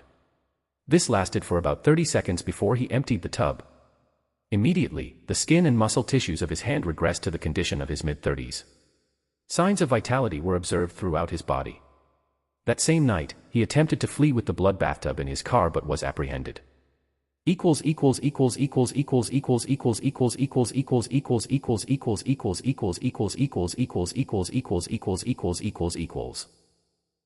Nothing like that seemed to be happening here. Maybe it doesn't work on dolls after all. I should grab a towel. As I turned toward the dresser.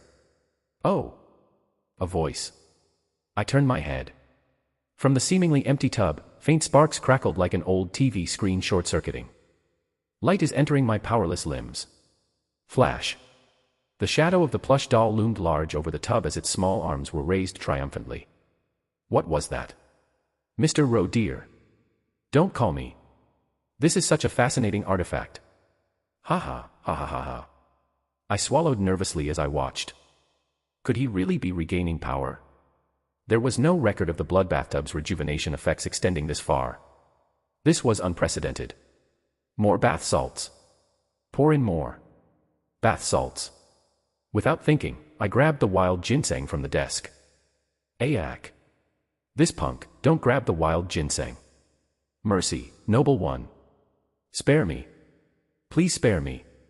Ack, fucking hell. Startled, I reflexively threw the wild ginseng. Thunk. The wild ginseng landed straight into the blood bathtub. It seemed to realize that its sap was being transformed into fragrant bathwater and let out a desperate scream. But that was all. The wild ginseng didn't seem capable of causing trouble as before. Whether the bathtub's mysterious power was suppressing it, or Braun had done something, I couldn't tell. A desperate cry echoed. Please spare me, noble one. Noble one. I was wrong. I was wrong. I'll do my best. I'll serve you. How rude and noisy. More sparks crackled from the blood bathtub. It resembled a TV screen with its signals scrambled. From within, the booming voice of an irate announcer rang out. Slice its neck, friend. Silence it. Don't ruin this scene. I straightened up. Without looking into the tub, I said. You don't have to go that far to quiet it down. There's no need for such extreme methods. In a show, a single moment or timing can dictate all the reactions and feelings. But this isn't a show, is it? That is. The electricity sparking from the tub began to subside. You're right. Yes, that's true. Phew. I almost ended up registering this under the blood bathtub's irregular usage records. Not that the situation wasn't already ridiculous. From inside the tub came a pitiful, sobbing voice. Thank you. Thank you, Savior. Kind benefactor. Please, now get me out of here and save me from this ruthless monster's hands. I crossed my arms. I never said I'd save you. Who ends up as the victim in the middle of a ghost story? It's always the kind-hearted person who lets their guard down at moments like this. When a ghost starts crying, and you get soft-hearted, that's exactly when something scary happens. At times like this, you must stay calm and act firmly. I stared at the wild ginseng abandoned in the tub, past the ceramic edge. If I save you, how do I know you won't cause trouble? A sobbing sound followed. Then, in that case, how about this? A field. I'll tell you about the rare treasures around the field where I lived. I don't need it. It was bound to be some cursed, haunted item anyway. Then. I sighed. Just prove you won't harm anyone. Stay quiet. The wild ginseng fell silent. At least I'd bought some time. A few minutes passed in a tense silence, though possibly enjoyable for Braun. 10 minutes. That's how long I had been keeping track when. That was a fine bath. Is it over? I was about to turn my head, thinking I might need to lift Braun out of the tub. Ah, splendid. Thank you, Mr. Roe dear. The plush doll's voice had turned sly. For waiting until my bath was finished. Bang. Gah. A thunderous noise and a scream erupted from the tub. This insane. Chapter 39.2. Wait a moment. Friend, don't move. If anyone sees this plush body stuffed with cotton, I'll die of embarrassment. You promised to save me, you promised. Ha. But Mr. Roe dear said he never made such a promise. Wait. I finally ran to the tub. I thought I heard someone clicking their tongue, but it vanished as soon as I leaned over the tub. What I saw was the wild ginseng, cornered, thrashing about wildly while shaking itself like crazy. The ginseng's berries looked half-crushed, as if it had been kicked, and its roots were mangled as though someone had tried to squeeze the sap out of them. Save me, save me. The wild ginseng seemed completely drained, its berries' movements slowing. Let me go. Let you go. I reached into the tub with my gloved hand to examine the wild ginseng. It's not tied down or anything. Save. As I followed the ginseng's plea, I felt vibrations in my hand. Vibrations. Now that I thought about it, every time the wild ginseng spoke, I felt this kind of pulse in my hand. It wasn't odd, considering its voice was a form of vibration. But something did seem strange. Its roots aren't moving. Now that I thought about it, even in the field, only the leaves and berries moved when it spoke.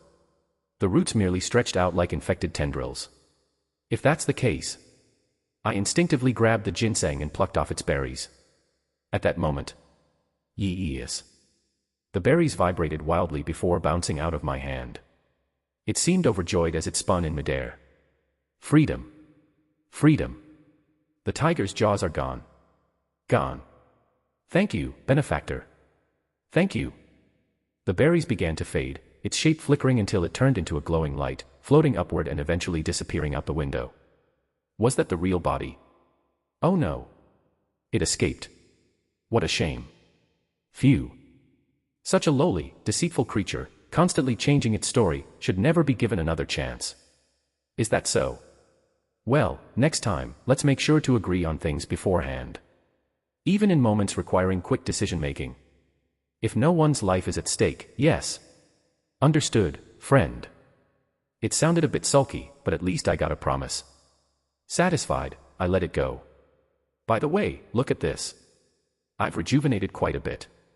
I looked back into the tub. There was the plush doll, now oddly shiny, soaking in the water. The once damp cotton stuffing now seemed to glisten for some reason. Oh, somehow it did look a bit more expensive now. Should I say it looked higher quality?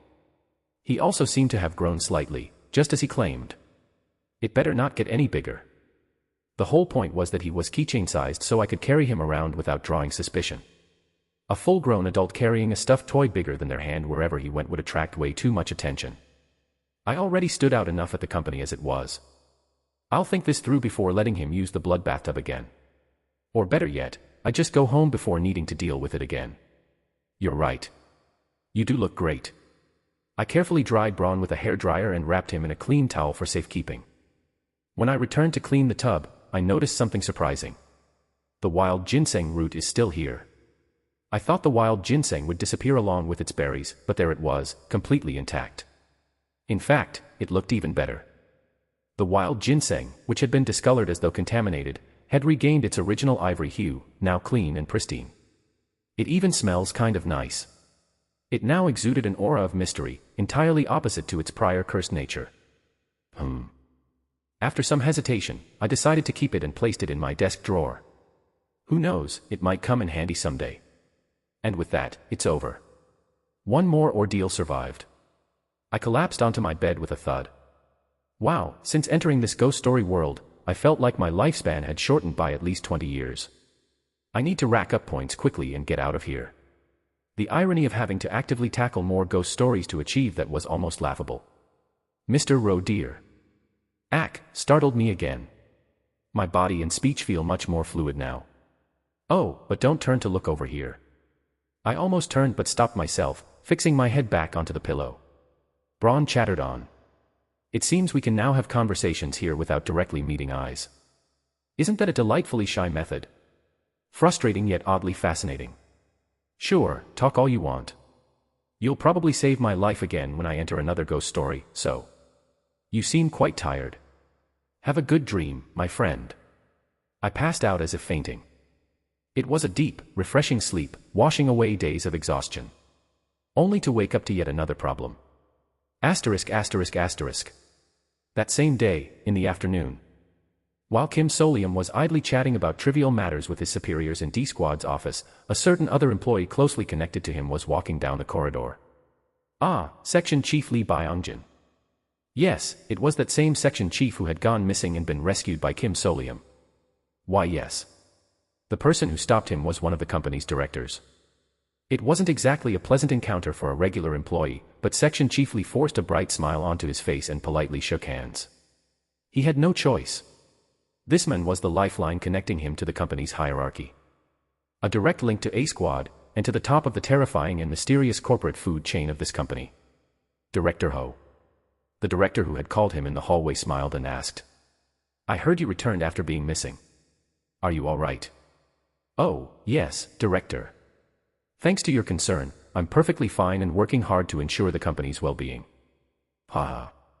The director didn't comment on the obvious flattery. Instead, he spoke softly and calmly. You were lucky. Many who fall into the darkness never make it out. Oh, indeed. I was lucky to have been rescued. Rescued? Did you perhaps receive help from the Disaster Management Bureau? Though the director's tone remained unchanged, Lee Byongjin flinched. This particular director was notoriously uncomfortable with, if not outright hostile toward, any government involvement. Cold sweat dripped down his back. And no, of course not. A company employee found me. Ah, I see. Yes, yes. Oh, it was a new hire from the field exploration team. A very capable individual, truly. That such praise could come from such a self-preserving man was shocking in itself. The director smiled and asked. What's their name? Oh. Kim Solium, a new hire in D-Squad. Kim Solium. For Lee Byongjin, saying this took a surprising amount of courage. It was his way of repaying the person who saved his life. Director Ho might be intimidating, but he's a decent superior. As long as you didn't trigger any of his pet peeves, of course. He's a very promising recruit, Director. Truly. And so, unbeknownst to Kim Solium, a connection was being established behind the scenes. Lee Byongjin wiped his nose with his hand. Solium, when you find out later, you'll thank me. But no, that wasn't the case at all. In any case, this action by Lee Byongjin ended up creating a significant butterfly effect. Oh, yes. I'll have to remember that name. And just a few days later, something big occurred in the company. Specifically, within the field exploration team. T/N, we have a server now. Join the community here /KV5QUKSGXS. Massive thanks to Jia for helping me out with the server. I really wouldn't have opened this without her out of procrastination XD. Chapter 40.1. Don't come in today, Ro. Just stay home. Huh. I stopped in my tracks on my way to work, having just received a call. It was from my direct superior, 15 minutes before I was supposed to clock in. I'll handle this as an on-site matter, so don't come to the office. I've already discussed this with Section Chief Lee Jahian. Understood. But may I ask why? Well, that's just how it goes for field staff in this company. It's an issue with some darkness, you know. Darkness. Ah. I could hear Assistant Manager Eun Hage letting out a long sigh, accompanied by the faint wailing of Supervisor Park Min-seong. It seemed like the rest of D-Squad had already clocked in. All the new hires are being excluded, not just you. So don't overthink it and stay home. What kind of darkness is it? Oh. If you're not directly involved, I can't tell you. Actually, it's better if you don't know. Could it be one of those? The kind where just knowing about it causes problems. Like the infamous informational contamination ghost stories. For example, hearing someone's nightmare only to start dreaming the same thing yourself, or a ghost that relentlessly pursues you until death once you know its name. The idea of something terrible happening just because I'm aware of it stems from humanity's shared primal fear. And if they're telling me not to come in because of it, it must be pretty serious. Still, judging by their tone, it sounded like they were more concerned about a new hire making a mistake than leaving a dying message, so it should be fine. Unless, of course, they were pretending to stay calm just to avoid causing me stress. Either way, I can't go to the office now. If they don't need me, forcing my way there would only cause trouble. That'd be a perfect recipe for disaster. I told them I understood and hung up. Guess I'll clean up the blood bathtub today and skim through the Dark Exploration Records wiki about 5 times. But just a few hours later. Kim Solium SSI. Yes. Report to work. What is this, some kind of problem dog training program? While I was still stunned, Chief Lizard continued speaking without missing a beat. Be at the main conference room of the 31st floor by 2 p.m. A conference room on a high floor I'd never even heard of before. Wait a moment. I was told not to come in this morning. Has the situation changed? Yes. One of the executives has specifically requested your presence. Excuse me. I'll see you at 2. Please spare me. Asterisk asterisk asterisk. You're here. At the elevator on the 31st floor, I ran into D-Squad's assistant manager Unhage, who was anxiously crossing her arms. I lowered my voice and urgently asked her. Has the situation changed? A bit. That insane bastard. And with that ominous comment, I was ushered into the conference room, my head spinning. He's here. Employee Kim Solium. You called him all the way to the conference room? Well, just send him directly. A group of superiors, whose exact affiliations I couldn't even guess, were sitting around talking. The moment they noticed me, they fell silent, exchanging glances. The eerie tension stiffened the back of my neck. Why is the office tension always the same, no matter where you are or what the setting?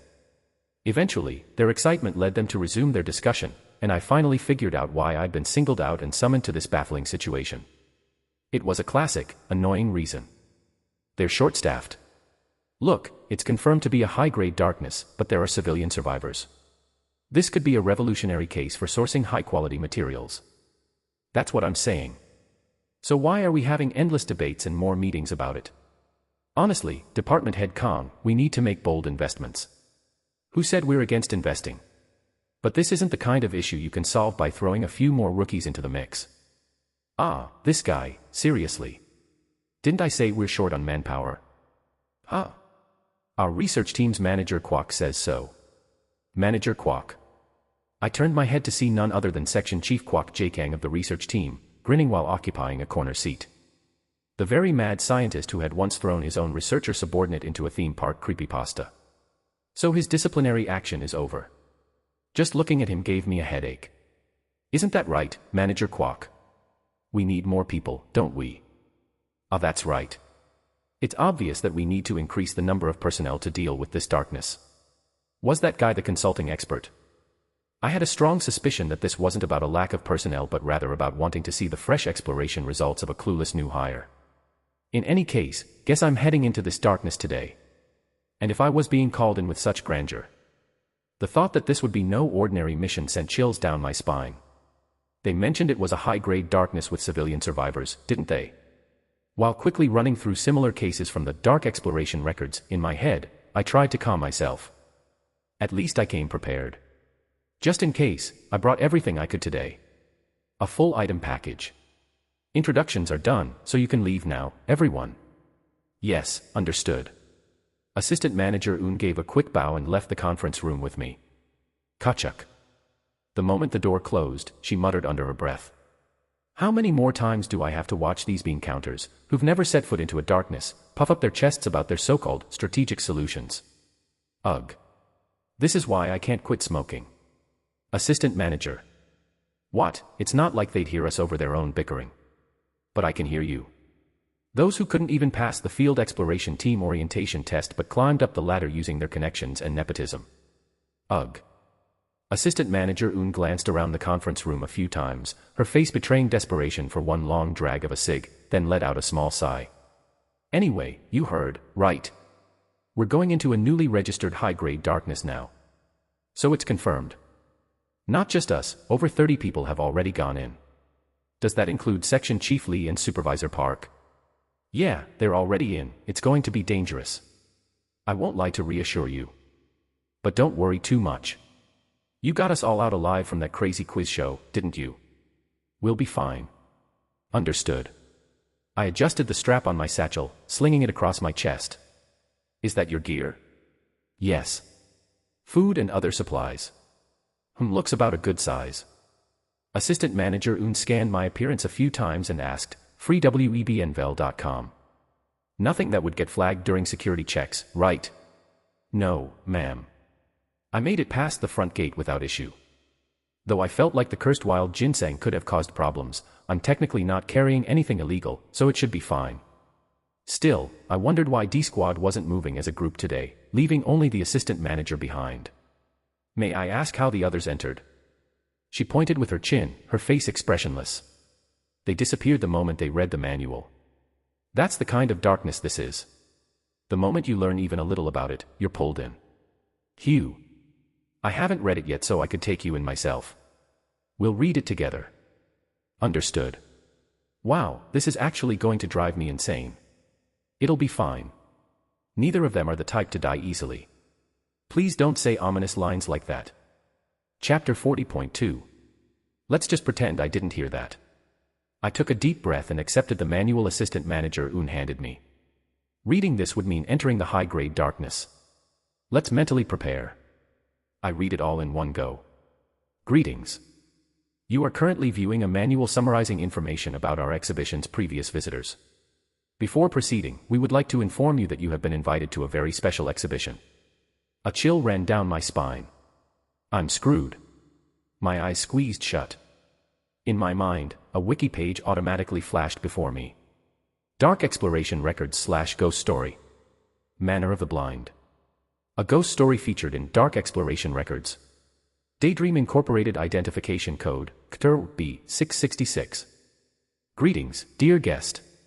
This text was written to invite you to a marvelous exhibition. To ensure a smooth journey, once you've read this, no matter where you go, you will arrive at our exhibition.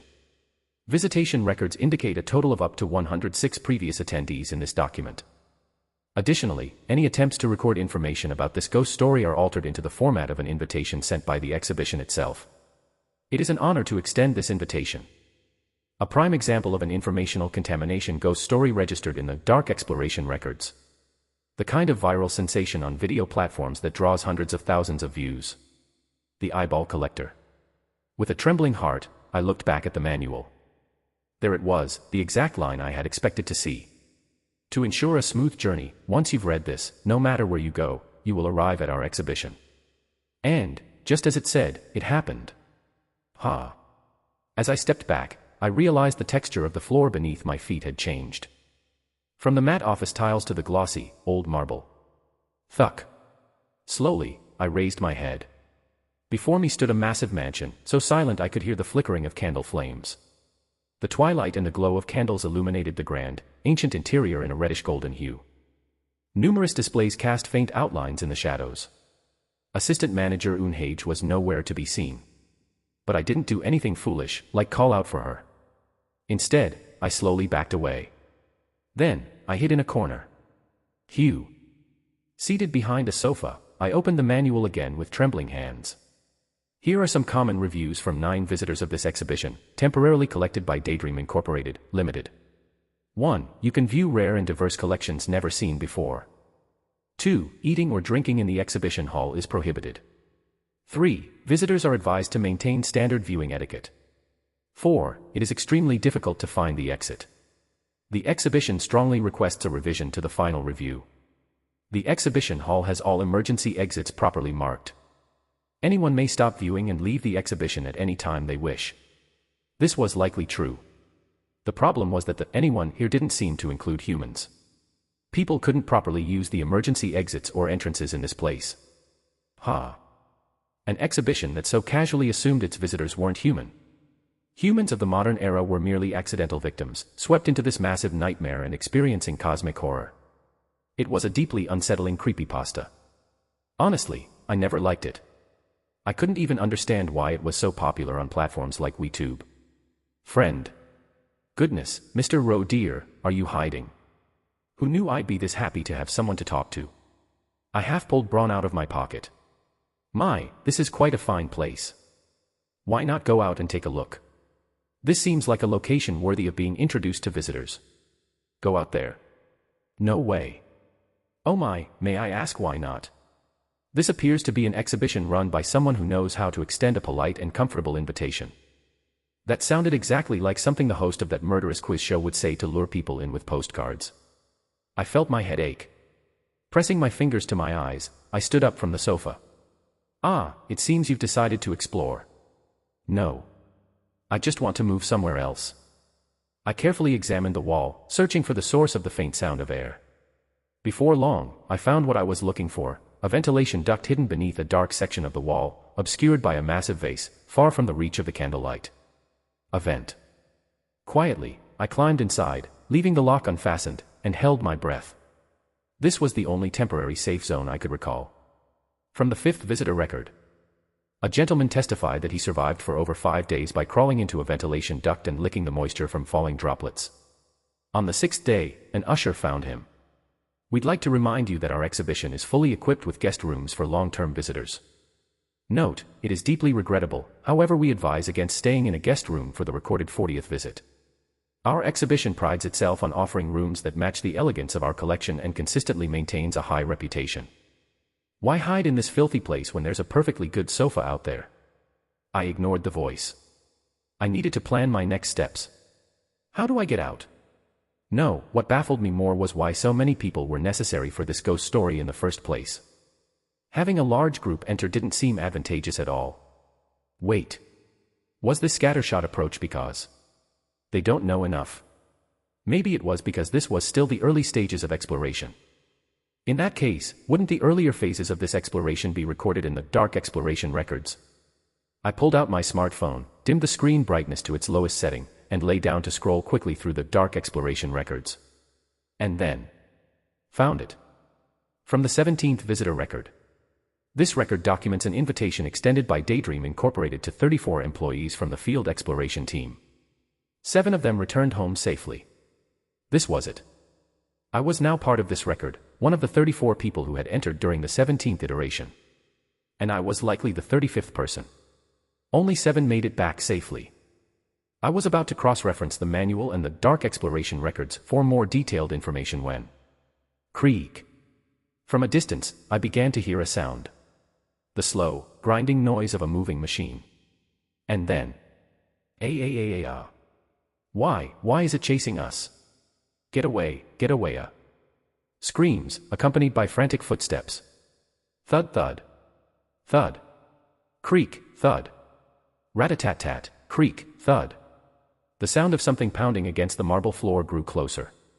Cold sweat trickled down my cheek. Help us, no. Let us out, let us out. The pounding of fleeing footsteps echoed louder, joined by panicked cries. The sound was right on the verge of reaching me. At least 10 or more people seemed to be running. Behind them, a heavy mechanical noise pursued with deliberate, suffocating persistence. Screech. Thump. A drop of cold sweat fell from my chin. Maybe just one person. In the throes of extreme deliberation, I leaned out of the vent. Swiftly, I grabbed the back of one of the fleeing individuals and yanked them toward me. Practically lifting them into the air, I hauled them into the vent and forced them to crouch down with me. This space can fit one more person, just barely. If they were from the field exploration team, the odds of them being a liability were relatively low. Fortunately, the trembling person seemed to grasp the situation and immediately fell silent. They seemed quick-witted. Wait a second. Beck Sahian. My roommate from the company dorm. Wearing a goat mask, Beck Sahian swallowed hard as he crouched in the vent, staring straight at me. I had just saved this punk's life. Chapter 41.1. A dark ventilation duct inside a creepypasta. A situation where I had to hold my breath to escape terror. And to top it off, I just saved Beck Sahian's life. Why you, of all people? What's worse, he was now desperately avoiding my gaze. This wasn't like him at all. Wait a second. A sudden realization hit me. Watch out for serial killers. Was it because I'd been sending him serial killer alerts every day as a friendly reminder? He seemed a bit intimidated.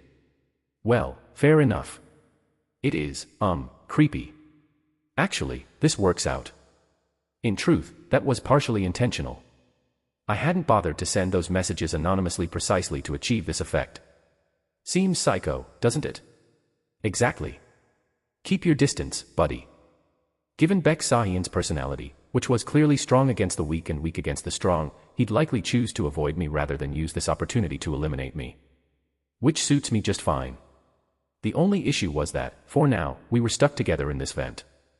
I held my breath. Thankfully, Beck Sahian was also quiet as a mouse. Outside, shadows of people who had failed to escape flickered faintly in the candlelight, shrouded in darkness. Creak, thud. The machine came to a halt. In front of the shadows of people cornered at a dead end, something thin suddenly emerged. The silhouette of what looked like spider legs. And then, silence. Only the strange mechanical noise echoed. Whoosh. The spider-like silhouette stretched wide in front of the humans. Hi-eek. Through the flickering shadows, 8 sharp and delicate appendages grasped a human torso. Save me, please save me. Eh. Thwack. One of the spider legs pierced into the gap in a human's head. Then, with a plop, it pulled something out of the head. I already knew what it had taken. An eyeball. That was it. This was why this exhibition was called the Manor of the Blind. Numerous visitors testified to the ushers that they had lost body parts, most commonly their eyes, as the first part to go. The usher. Encountering that thing here meant having your eyes plucked out. If you met it again, you'd lose a limb, or perhaps your tongue or ears. Eventually, you'd end up blind, mute, and crawling helplessly through the dark exhibition hall, a slug-like, pitiful existence. The fact that this wasn't done all at once made it even more brutal. Ironically, it was because this exhibition was considerate. To the extent that it provided convenience without you needing to ask. For your convenience, sensory enhancement devices are always available for free rental. Currently supported devices: visual, olfactory, auditory, tactile, gustatory, sixth sense, panoramic vision. Creak, creak. A spider leg-like silhouette elegantly and delicately approached the eyeless person. The shape attached to the end of the leg was briefly illuminated under the candlelight, casting a sharp shadow. A thin thread and needle. Fucking hell. I held my breath and waited for all the commotion to subside. Cold sweat poured from my body. A moment later. Thuck, thuck, thuck. The machine's sound receded. The person who'd just lost their eyes began to stagger away, their footsteps uneven. Of all places, they moved toward this vent, their blood-soaked face briefly visible before disappearing from view. Their eyes had been replaced with camera lenses. Beck Sahian, crouching beside me, silently mouthed a curse. It wasn't hard to relate. With those lenses, you might be able to see for a few hours or maybe a day or two at most. But since it was a rental device, the functionality would gradually deteriorate, plunging them into greater terror. And the next time they encountered the usher, that device would be collected as well. It was a rental, after all. I'm gonna go crazy. It felt like a prelude to even more horrifying things to come, making me instinctively squeeze my eyes shut. But I can't show fear. I can't let him see. Conscious of Beck Sahian beside me, I waited until everything went silent before climbing out of the duct. We can't stay here. We had to move quickly and escape. I'd organized the exploration records and the manual after splitting up with Beck Sahian. HM. Thank you, sir. Suddenly, Beck Sahian addressed me politely. As if it were normal, he nodded slightly in a show of courtesy, much like the first time we met on the subway. And then, subtly, he began to edge away, clearly planning to run off. Then, I'll be off. Wait. Beck Sahian stopped in his tracks. I asked. How long has it been since you entered? Don't want to answer. About 2 hours, I think. He'd entered quite a bit ahead of me. Since this wasn't a creepypasta that distorted the sense of time, it meant rookie Beck Sahian had been summoned early in the morning, just like I was. So my D-Squad superiors kept me out of the loop on purpose. For a moment, I felt touched. The thought of finding my squad mates quickly and getting out motivated me. Chief Lizard would have probably made it into the final 7 survivors anyway. But I had to find the other D-Squad members soon. Though honestly, stepping out of the vent and looking at the hallway made me want to sigh. Wow, I have to search this entire place on my own. I'm gonna have to comb through every corner of this creepy mansion while dodging that usher monster while looking for clues. No wonder they made a horror game based on this darkness. I'd never played it, but I'd seen clips on WeTube. While covering half the screen with my hand. As much as I didn't want to admit it, going with someone else, even if he's got a personality defect, seemed like the better choice. I turned to look at Beck Sahian. In the dark. Beck Sahian swallowed hard next to Kim Solium. Fucking hell. Of all people, why did it have to be this lunatic? Chapter 41.2. Nothing had gone right ever since Sahian had gotten stuck with this guy as his dorm roommate. Just hearing the bastard spout insane remarks in that perpetually sarcastic tone, as if he'd never start trouble even if drunk. It made Sahian's head spin. Do I really have to stick with this guy? The other employees who entered with him seemed to have woken up scattered throughout the bizarre mansion. And the civilians he'd encountered earlier? Well, they got obliterated. Still, was it better to wander around alone than to stick with this deranged nutjob? He was frantically weighing my options when Kim Solium suddenly spoke. You're using formal speech now. All of a sudden. Son of a bitch. Cold sweat trickled down Sahian's back. It was a highly urgent situation back then, so I accidentally slipped into casual speech, but now I think it's better if we speak politely to each other again. Kim Solium stared at Sahian for a moment, then replied nonchalantly. I see. Understood. Yes. Should I run for it? Beck Sahian glanced at Kim Solium. He'd already heard all the absurd rumors about this guy. The field exploration team's monstrous rookie. I heard he cleared an A-rank darkness all by himself. He was almost scouted for the elite squad, too. But he turned it down. Wow, I heard he even found a missing section chief. Is this guy really just a new hire? And he's had 2 manual revisions approved. Isn't this some kind of propaganda rookie to skim the regular staff? The rumors got so ridiculous that some even joked he was just company propaganda. But Beck Sahian didn't doubt the rumors. Isn't it just because he's a fucking lunatic? This guy's monster-like results probably just stemmed from his monster-like mindset, right? A mind so different from normal people's that he could come up with ideas no sane person would even inside these ghost stories. Beck Sahian, for all his self-centered pragmatism, felt a unique pressure from someone so damn unpredictable. The fear of the unknown. Honestly, if someone told me he himself was a ghost story, I'd believe it. Beck Sahian wiped away cold sweat. Still, he wanted information. At the very least, he could listen. Where are we headed? Judging by how that monster attacked people, this darkness seems to treat us as intruders. It doesn't. Sorry. This exhibition definitely treats us as guests. What the hell was he talking about now? Beck Sahian looked at Kim Solium, who continued speaking with unwavering confidence. That's why it collects fees. It only takes eyes. It's just charging admission fees. Didn't you read the manual? Of course he fucking did. That cursed, bizarre document contaminated by the exhibition's invitation. It's an invitation. People who are invited don't get treated as intruders. But it didn't mention anything about fees. Read it again.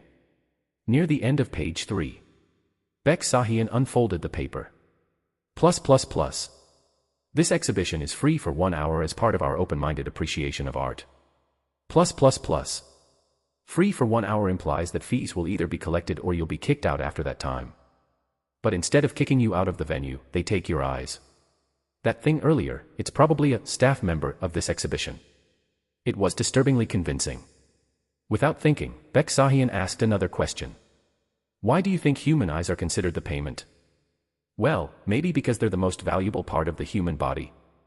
Looks like the things we carry don't hold any value to them. Kim Solium shook his head expressionlessly. No idea. And no one caught up in this mess would know either. A chill ran down Sahian's back. In any case, sir, whoever's running this exhibition seems to believe that human body parts are the most valuable things we possess. I guess eyes are probably considered the most appropriate starting payment, so yeah. Eyes. Beck Sahian had only one. He almost instinctively pressed a hand over his covered eye. He still remembered that day vividly. Kim Solium staring at him on the subway, casually lifting his answer key of an eye. The unnerving calmness, the calculated observation, waiting for Beksahian to realize his own eye had been plucked pointlessly. That mocking gaze. This darkness takes eyes as payment, but what in the world had made this guy so disturbingly nonchalant? But Kim Solium was staring directly at him. You've slipped back into informal speech.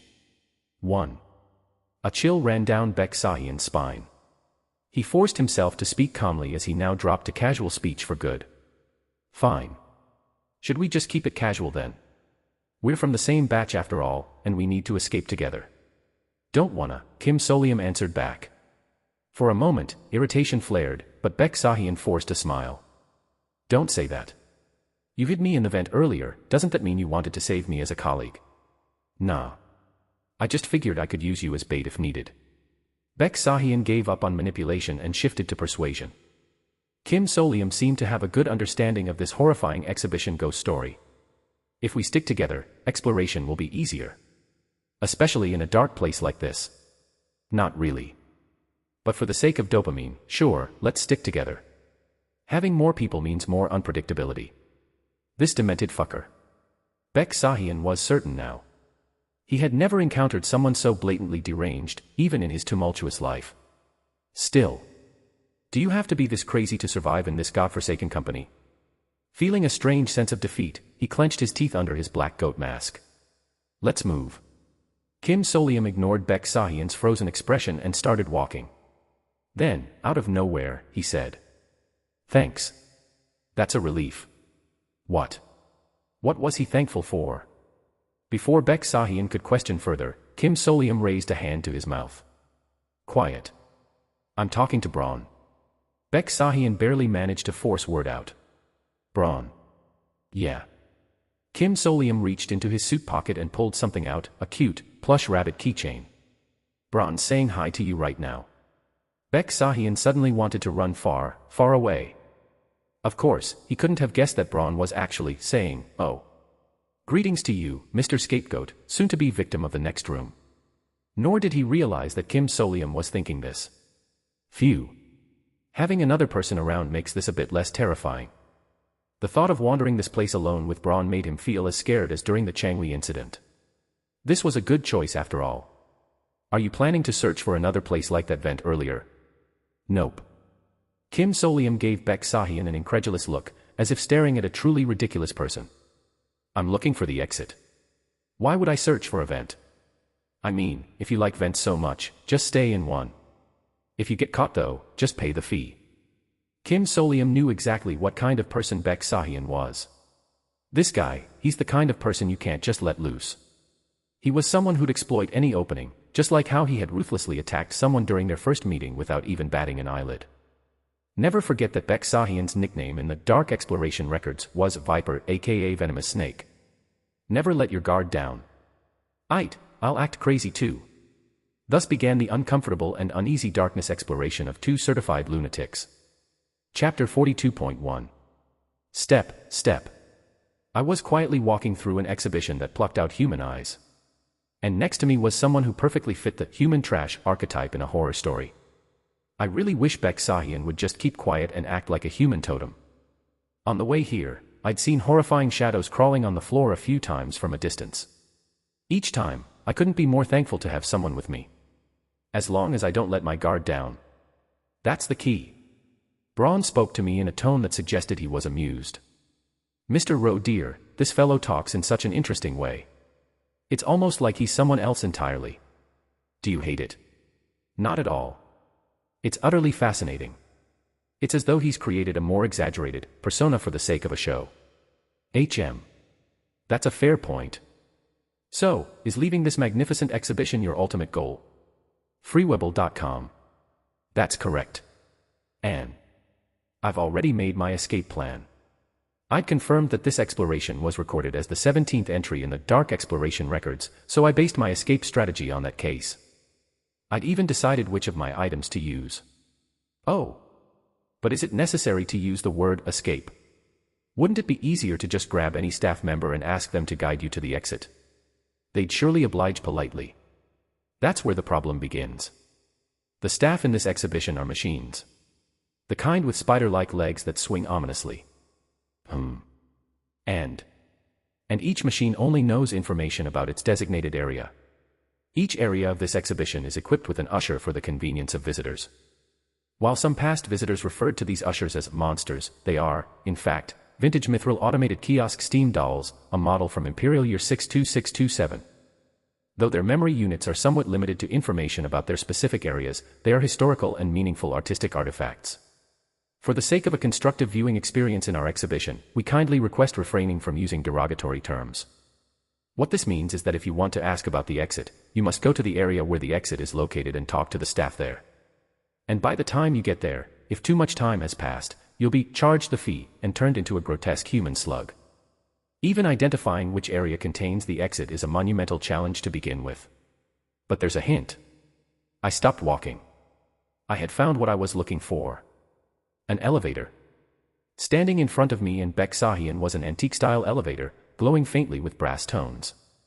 The elevator was caged in iron bars, and a small light bulb flickered in front of it. Like any elevator, a guide panel was attached to the wall beside it, displaying floor numbers and usage instructions. The only problem was that the text was written in a script we couldn't understand. Just one more way to raise the exploration difficulty. The disconnect created by the script. Bek-Sahian frowned. Are you planning to ride this thing? Dunno. We can't even check the floors. Are you out of your mind? I stared at him without a word. He quickly looked away. As if I'd do something that reckless. But I had Braun, the creepypasta talk show host who claimed to be fluent in every language. Braun, can you read this elevator's guide panel? That's hardly a difficult task, friend. Ahem. Braun cleared his throat and began explaining in a friendly voice. This elevator comes with a stationed usher who will press the button for your desired floor upon request. Quite a quaint and sophisticated service, isn't it? This meant that you couldn't use the elevator without meeting an usher, which also meant getting your eyes plucked out. Even knowing this, I swallowed involuntarily. Does it mention anything about the exit? Unfortunately, no. It mostly describes the floors and their exhibitions. Oh, and by the way, you're currently on the second floor. Ah, wait a moment. There's also a description of this mansion's history. This was information not included in the dark exploration records. Keep going. Of course, friend. This is the grand estate of a most noble and refined collector. Through their charitable spirit, they've dedicated this endless exhibition to sharing their art and philosophy. Furthermore, this historic mansion is composed of 7 floors above ground, and 7,221 floors below ground. Wait. What? Below ground. 7,221 floors. That's correct. It seems they've been collecting for quite a long time. I froze. I already knew there was a basement. It wasn't described at first. The early exploration records of this ghost story, Manor of the Blind, detailed lucky escapes from the ground floors or the deaths of those who couldn't get out. Those records drew readers in, sparking popularity. As the records expanded and the world of the story grew, some explorer inevitably made a discovery. The 23rd record is a testimony left by a visitor who entered the basement floors via the elevator. The existence of the basement floors. From then on, records detailed people descending into the basement after failing to find a way out on the floors above ground. The relentless descent in search of an exit, down and further down, conveyed an overwhelming, chilling fear. At this point, the ghost story became categorized as cosmic horror. Chapter 42.2. These exploration logs aim to make readers feel suffocated and disoriented. In some records, explorers even gave up on escaping, descending further into madness as they ventured endlessly downward. This is testimony from a visitor who viewed the exhibit on B105. Employee 753, the unspeakable, dreadful things I cannot see are truly beautiful. Structures made of and humans are ing. Die for this purpose. No further records exist. Thank you for your meaningful feedback. We shall strive to improve exhibition management for an even more profound experience. The deeper you go, the more grotesque and incomprehensible the collection becomes. At some point, language fails to capture what is seen, leaving censored fragments and overwhelming blanks filled with terror. Thousands of unknowns lie down there. Slap. I slapped my own face. Get a grip. There are multiple exits. Even though their locations change every time the exhibition begins, that fact doesn't There were records of people escaping through different exits on different floors in the same iteration. I can do this. It doesn't matter how astronomically vast this place is or how incomprehensible the space becomes. An exit might be closer than I think. I have over 100 iterations worth of exploration data, including records from this very round. Sitting here overwhelmed would make me an idiot. Even if the exact floor isn't specified, I already know the hints. I had to move quickly instead of being paralyzed by the scale of the ghost story. Don't be foolish, stay sharp. All right. I took a deep breath and began walking. To the staircase next to the elevator. Wait, so you're not taking the elevator? How do you even know where you're going? We're at the second floor. I'm heading to basement 1 from here. Basement. There's a basement. Wait, this is the second floor. How can you be sure? Braun told me. Grateful, aren't you? No problem at all, happy to help. Surprisingly enough, Beksahian still didn't run away. I'll have to keep my interactions with him at this level moving forward. Even as we descended down the staircase, the Grand Mansion's decor didn't change at all. The dim brass lighting and shadowy atmosphere continued endlessly, making it feel like we were looping through the same floor. And then, at one level below, the stairs disappeared entirely. These stairs don't lead to the basement. For now, since we're at the ground floor, I decided to search for a new staircase or another way to move. There was no more idle chatter with Beksahian, either. The sound of machinery was growing more frequent around us. The main exhibition hall must be nearby, with ushers stationed almost constantly. Moving silently, practically crawling on the ground, I looked up and spotted a large sign just beneath the ceiling. Found it. The sign for the main exhibition hall. Carved with ornate designs, it bore a flowing, elegant inscription in an incomprehensible script. The Power of Emotion. What a unique title for an exhibit. It was an exhibit I'd read about in the Dark Exploration records. Just seeing its name in print had sent chills down my spine. What the hell? I suppressed the urge to turn back immediately. If I'm going to map out the escape route, I'll have to face it at least once. Avoiding a safe exhibit while trying to secure a path would be idiotic. So I gritted my teeth and moved forward, step by step. The moment I peeked through the ornate, gilded doorway into the exhibit, the exhibition space unfolded before me. A wave of sound crashed over me.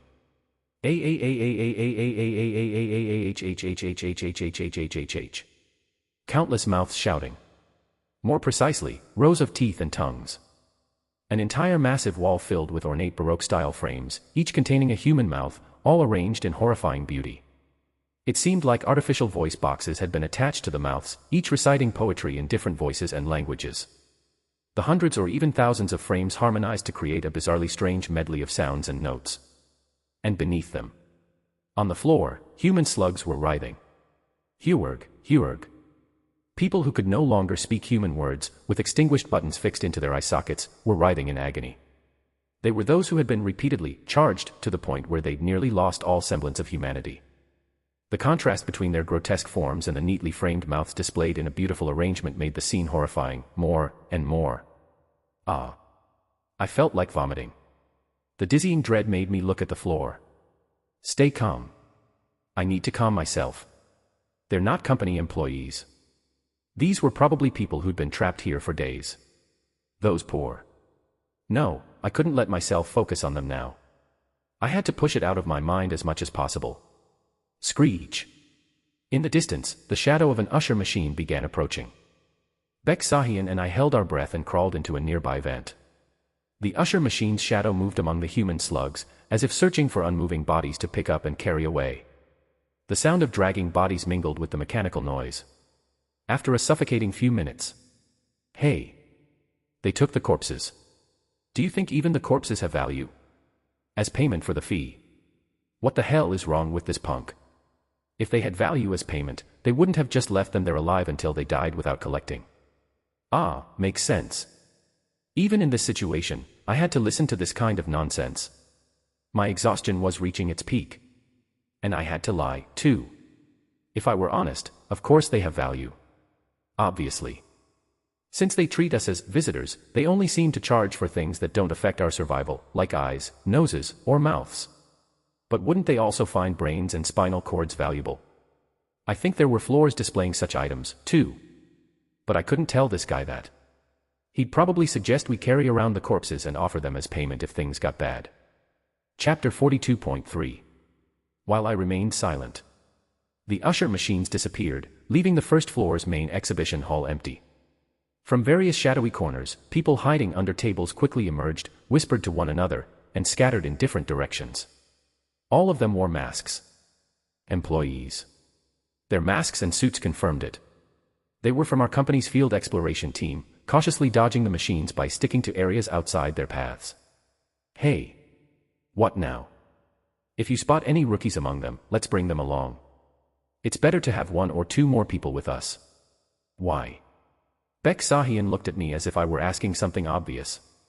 We need bait for when we run into a monster. Ah, this sick bastard, seriously. I tilted my head in mock confusion. We already have bait. What? You.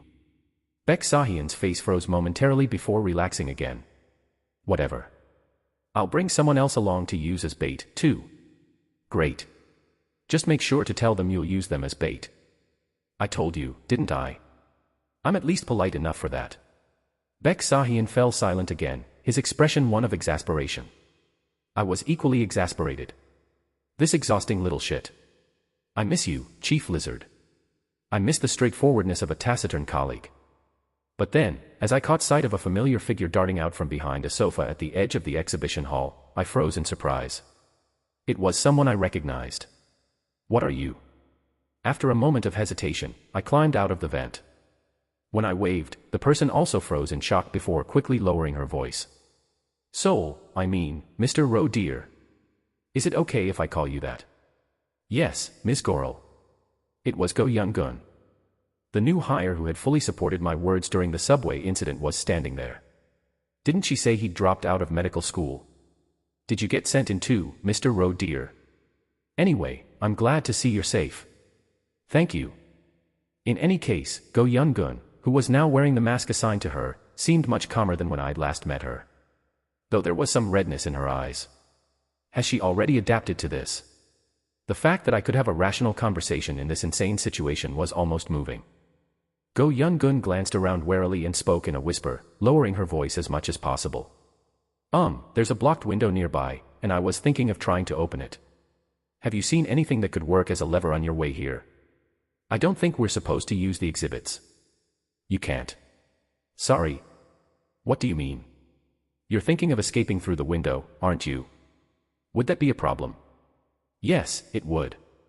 This ghost story's exploration records mention windows exactly once. Do you know what it says? The 19th record is a testimony from a visitor who attempted to pass through a window. However, due to credibility issues, it has been omitted. This exhibition does not have windows. It's a trap. I quickly made up a plausible reason. If you go out through the window, I have a feeling you'll physically leave the mansion. But, not return to the real world. Oh. Go Young-gun's face turned pale. You're right. This isn't reality, so finding a door that counts as a proper exit makes sense. I think so, too.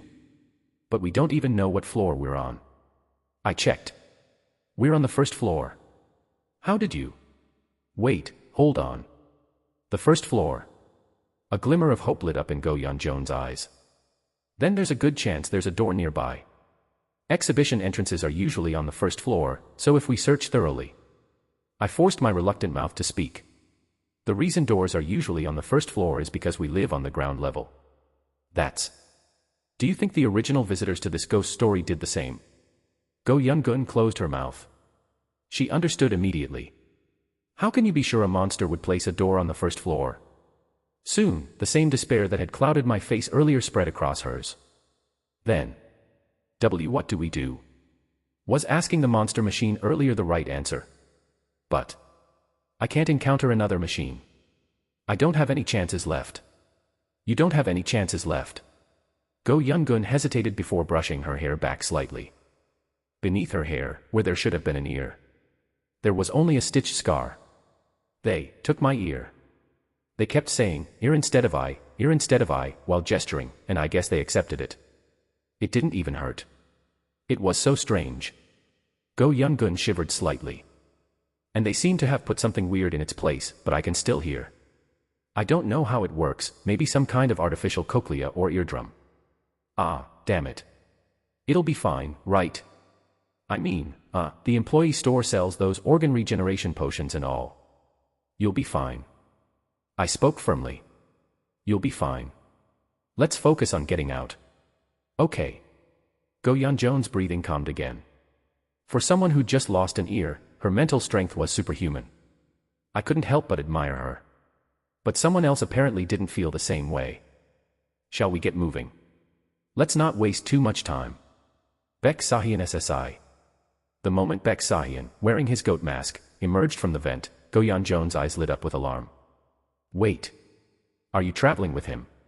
Somehow, yes. I see. Go-Yeon Gun glanced warily at Baek Sahyun but didn't refuse to continue traveling with me. Thank you.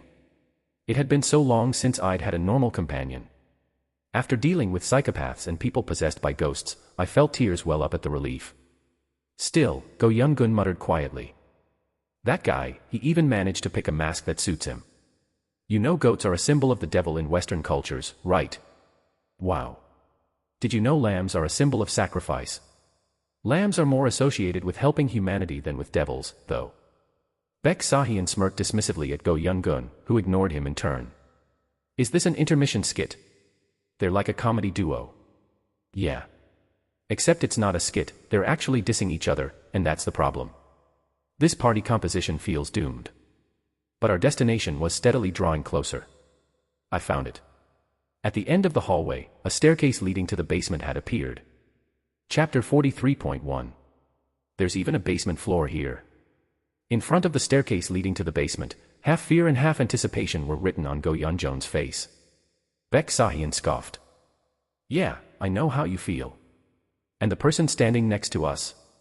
Without any explanation, he somehow knew there was a basement and insisted we had to go to the first basement floor. If you don't want to go, we can just split up here. Baek Sahyun fell silent. Now that he had confirmed the basement existed, it seemed he wasn't willing to miss the opportunity to see whether Kim Solium has something up his sleeve.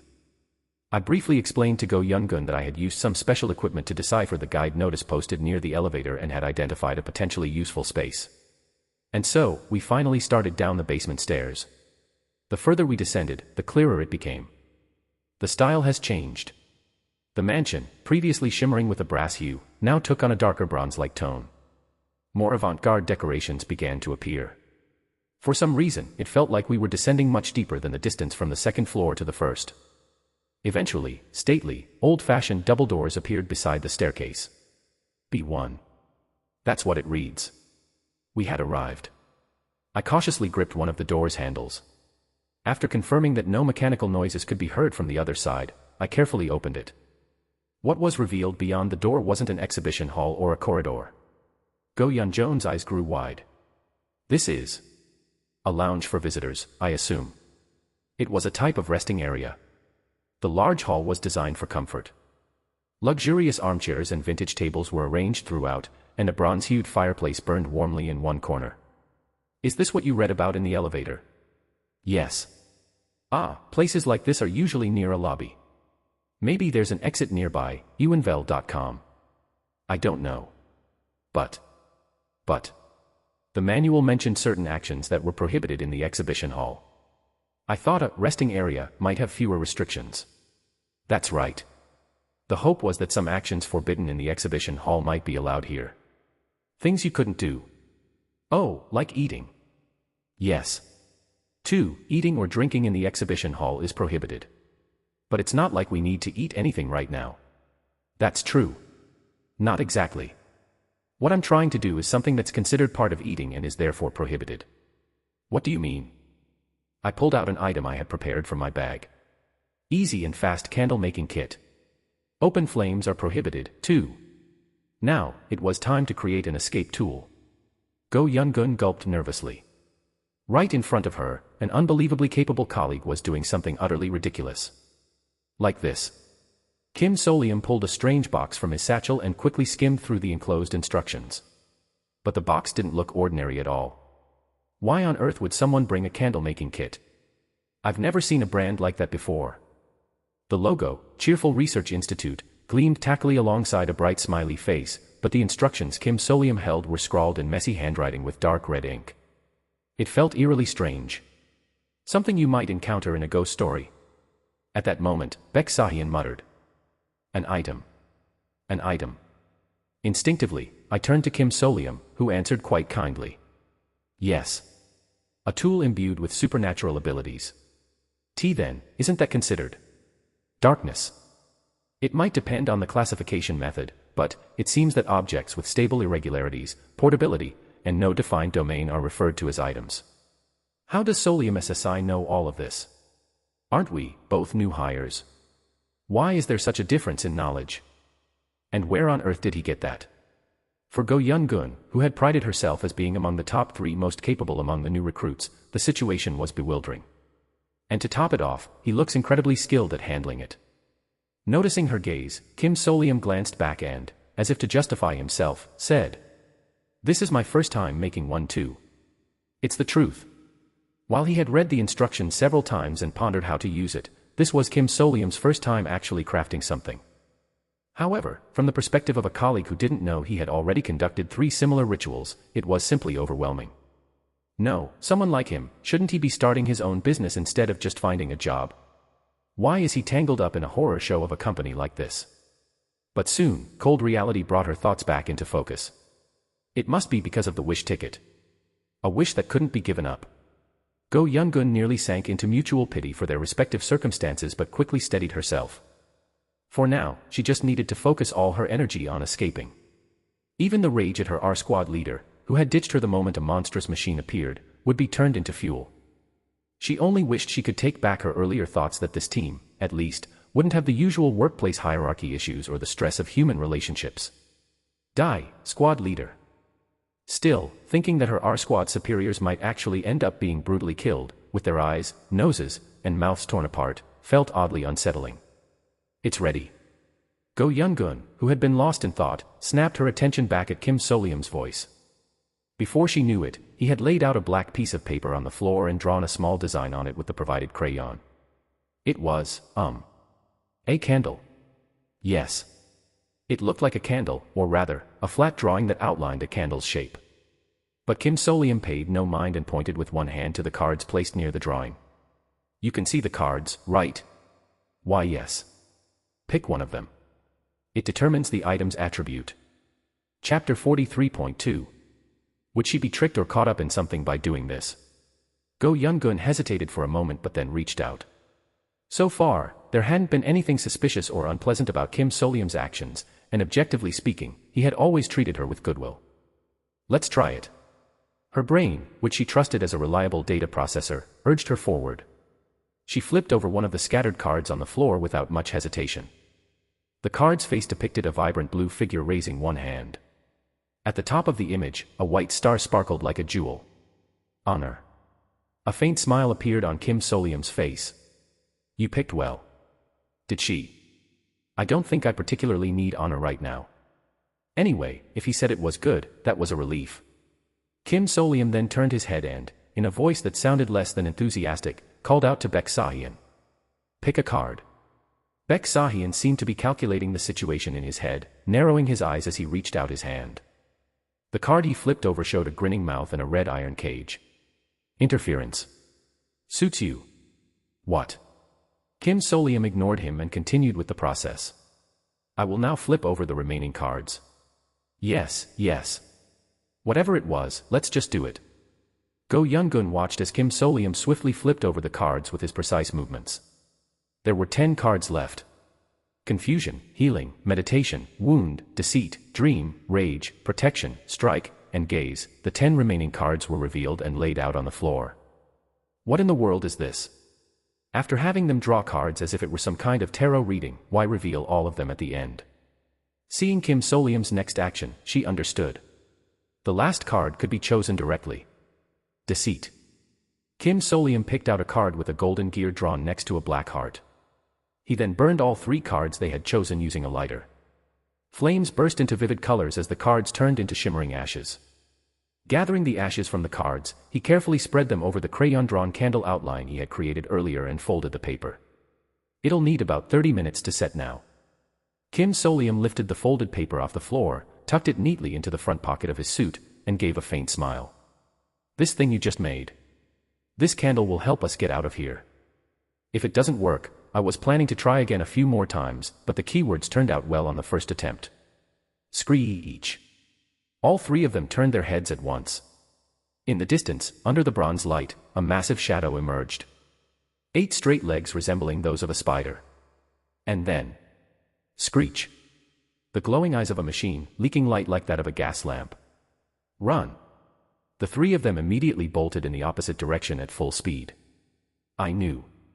Even in a lounge, the machines could appear. Still, I guessed that they would patrol less strictly than in the exhibition hall and had been willing to take the risk. There wasn't even anywhere to hide like in the vents, but why now of all times? Clenching my teeth, I sprinted across the corridor.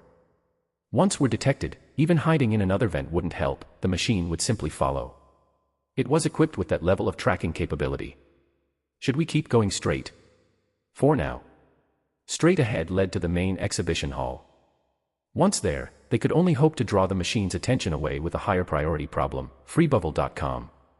But who knows how much more dangerous the exhibitions have become now that we're in the basement. And then... Fwick. Bek-Sahian grabbed for my suit. "What now, you lunatic?" The punk shouted right at me. "That item. The candle. Let's offer it up. It's valuable, isn't it?" I slapped his hand away and yelled back. "No, you idiot." "What?" "Look at the exhibition theme. This exhibition is being conducted free of charge for 1 hour under the open spirit of admiration for art. Art.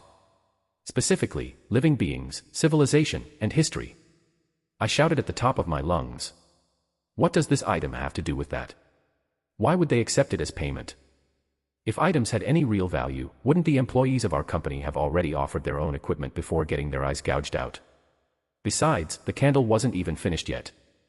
But Bek-Sahian once again reached for my bag, and Go Young-gun, clearly fed up, let out an exasperated groan. "Let's at least try. What's the alternative, dying here? Ugh. Seriously. Stop it and just keep running." I turned my head. At that moment, our feet crossed through the large doors into the main exhibition hall. Catching my breath, I lifted my gaze. Starlight twinkled everywhere. No, were those fragments of stone. Countless pairs of glowing circles, all the same color, lined the walls and ceilings, gazing down at us. The walls were packed, covered in countless human eyes staring back at me. The eyes, taken by the usher machines. Eek.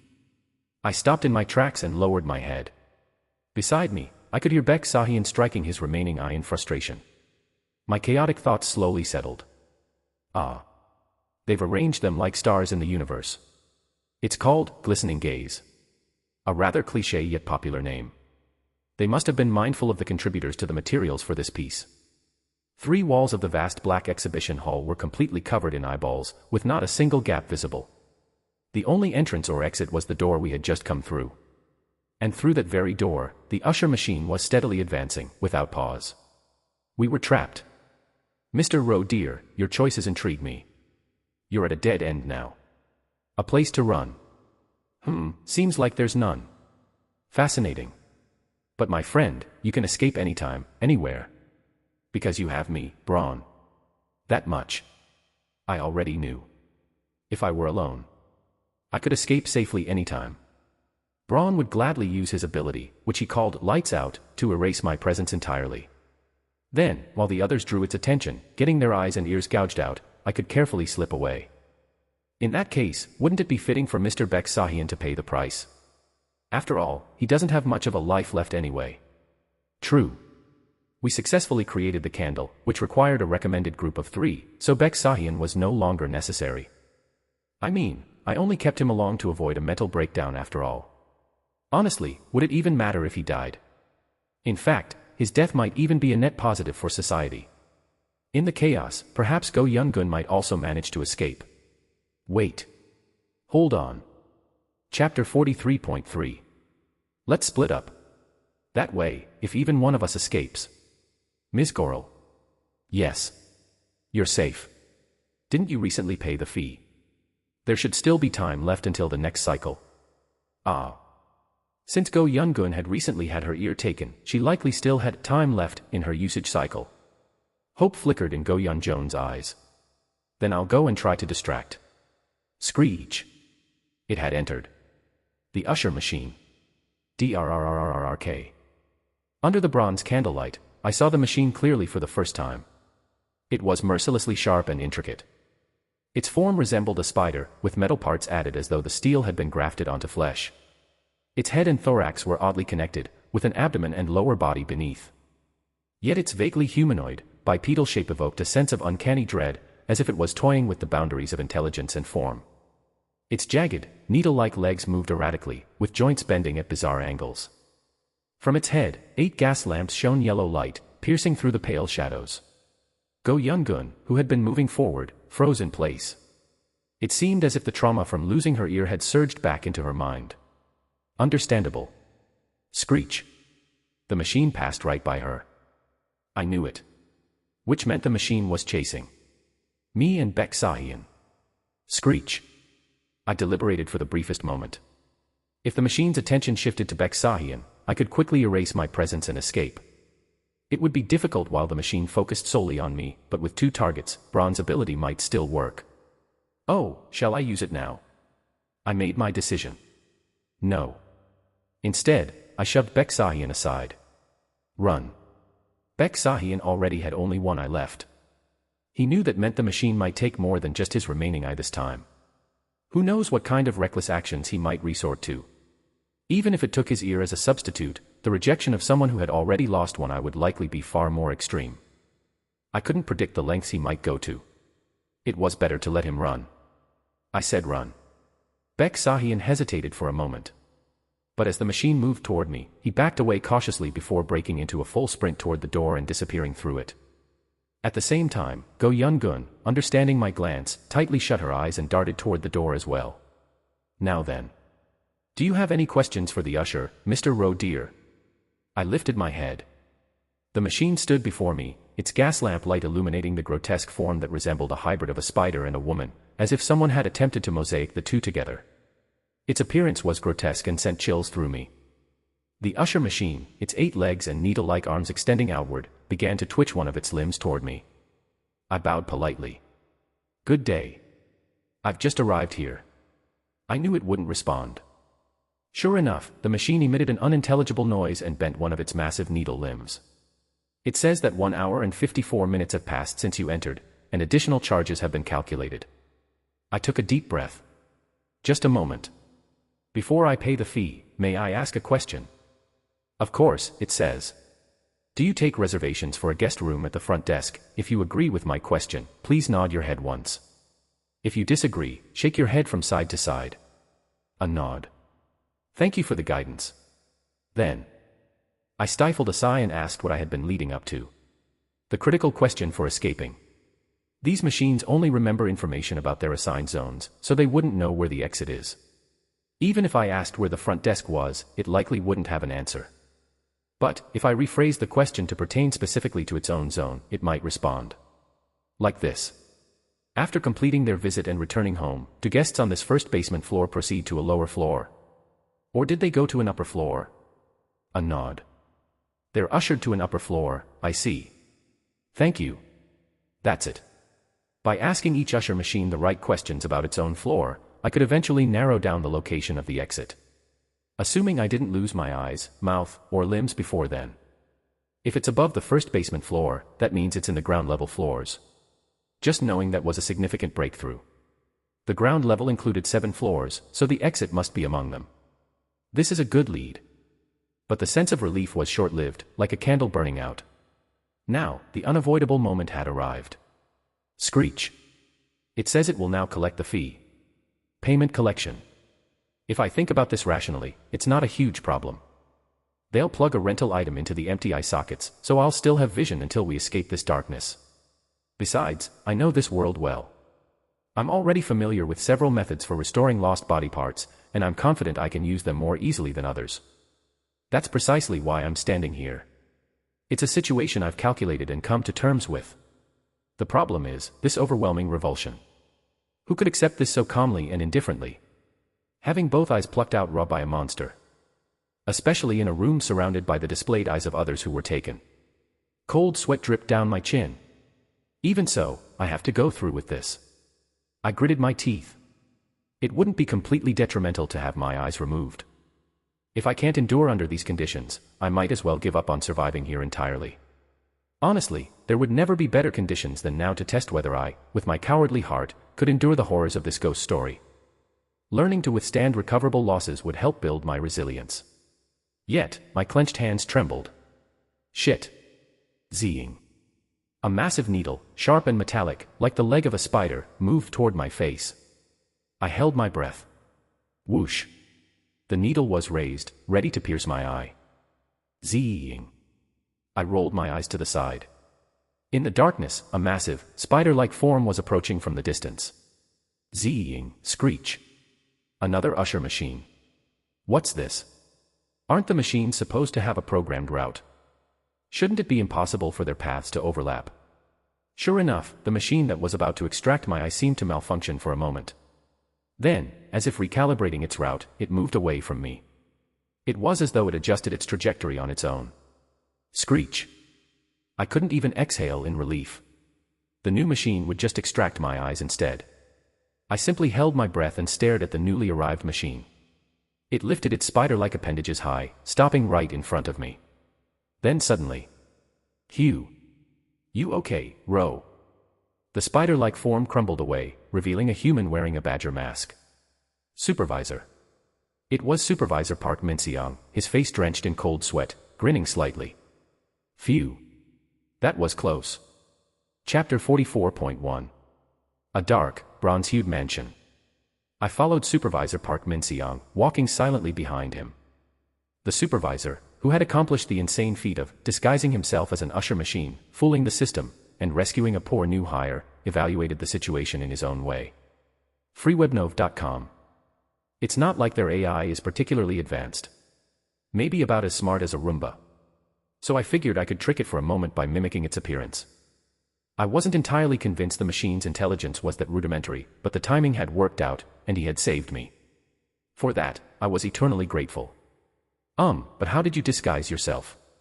My special equipment. Supervisor Park grinned and pointed to a cloth draped around his neck. Oh. I recalled his earlier explanation about his personal equipment. Mine is a camouflage item. It can't transform me into a person, and its duration is short, so I only use it as a last resort.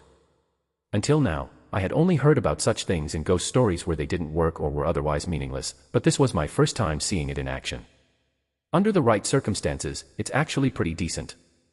I was tempted to borrow it as a parent seed to make a new customization for my personal equipment. But that's not the priority right now. Alright. Phew. Now that I've found you, Ro, let's get out of this insane place. Have you found an escape route, sir? Supervisor Park didn't answer. He just smiled faintly. He must have some kind of plan. For now, I decided to trust him and quickly followed. This way.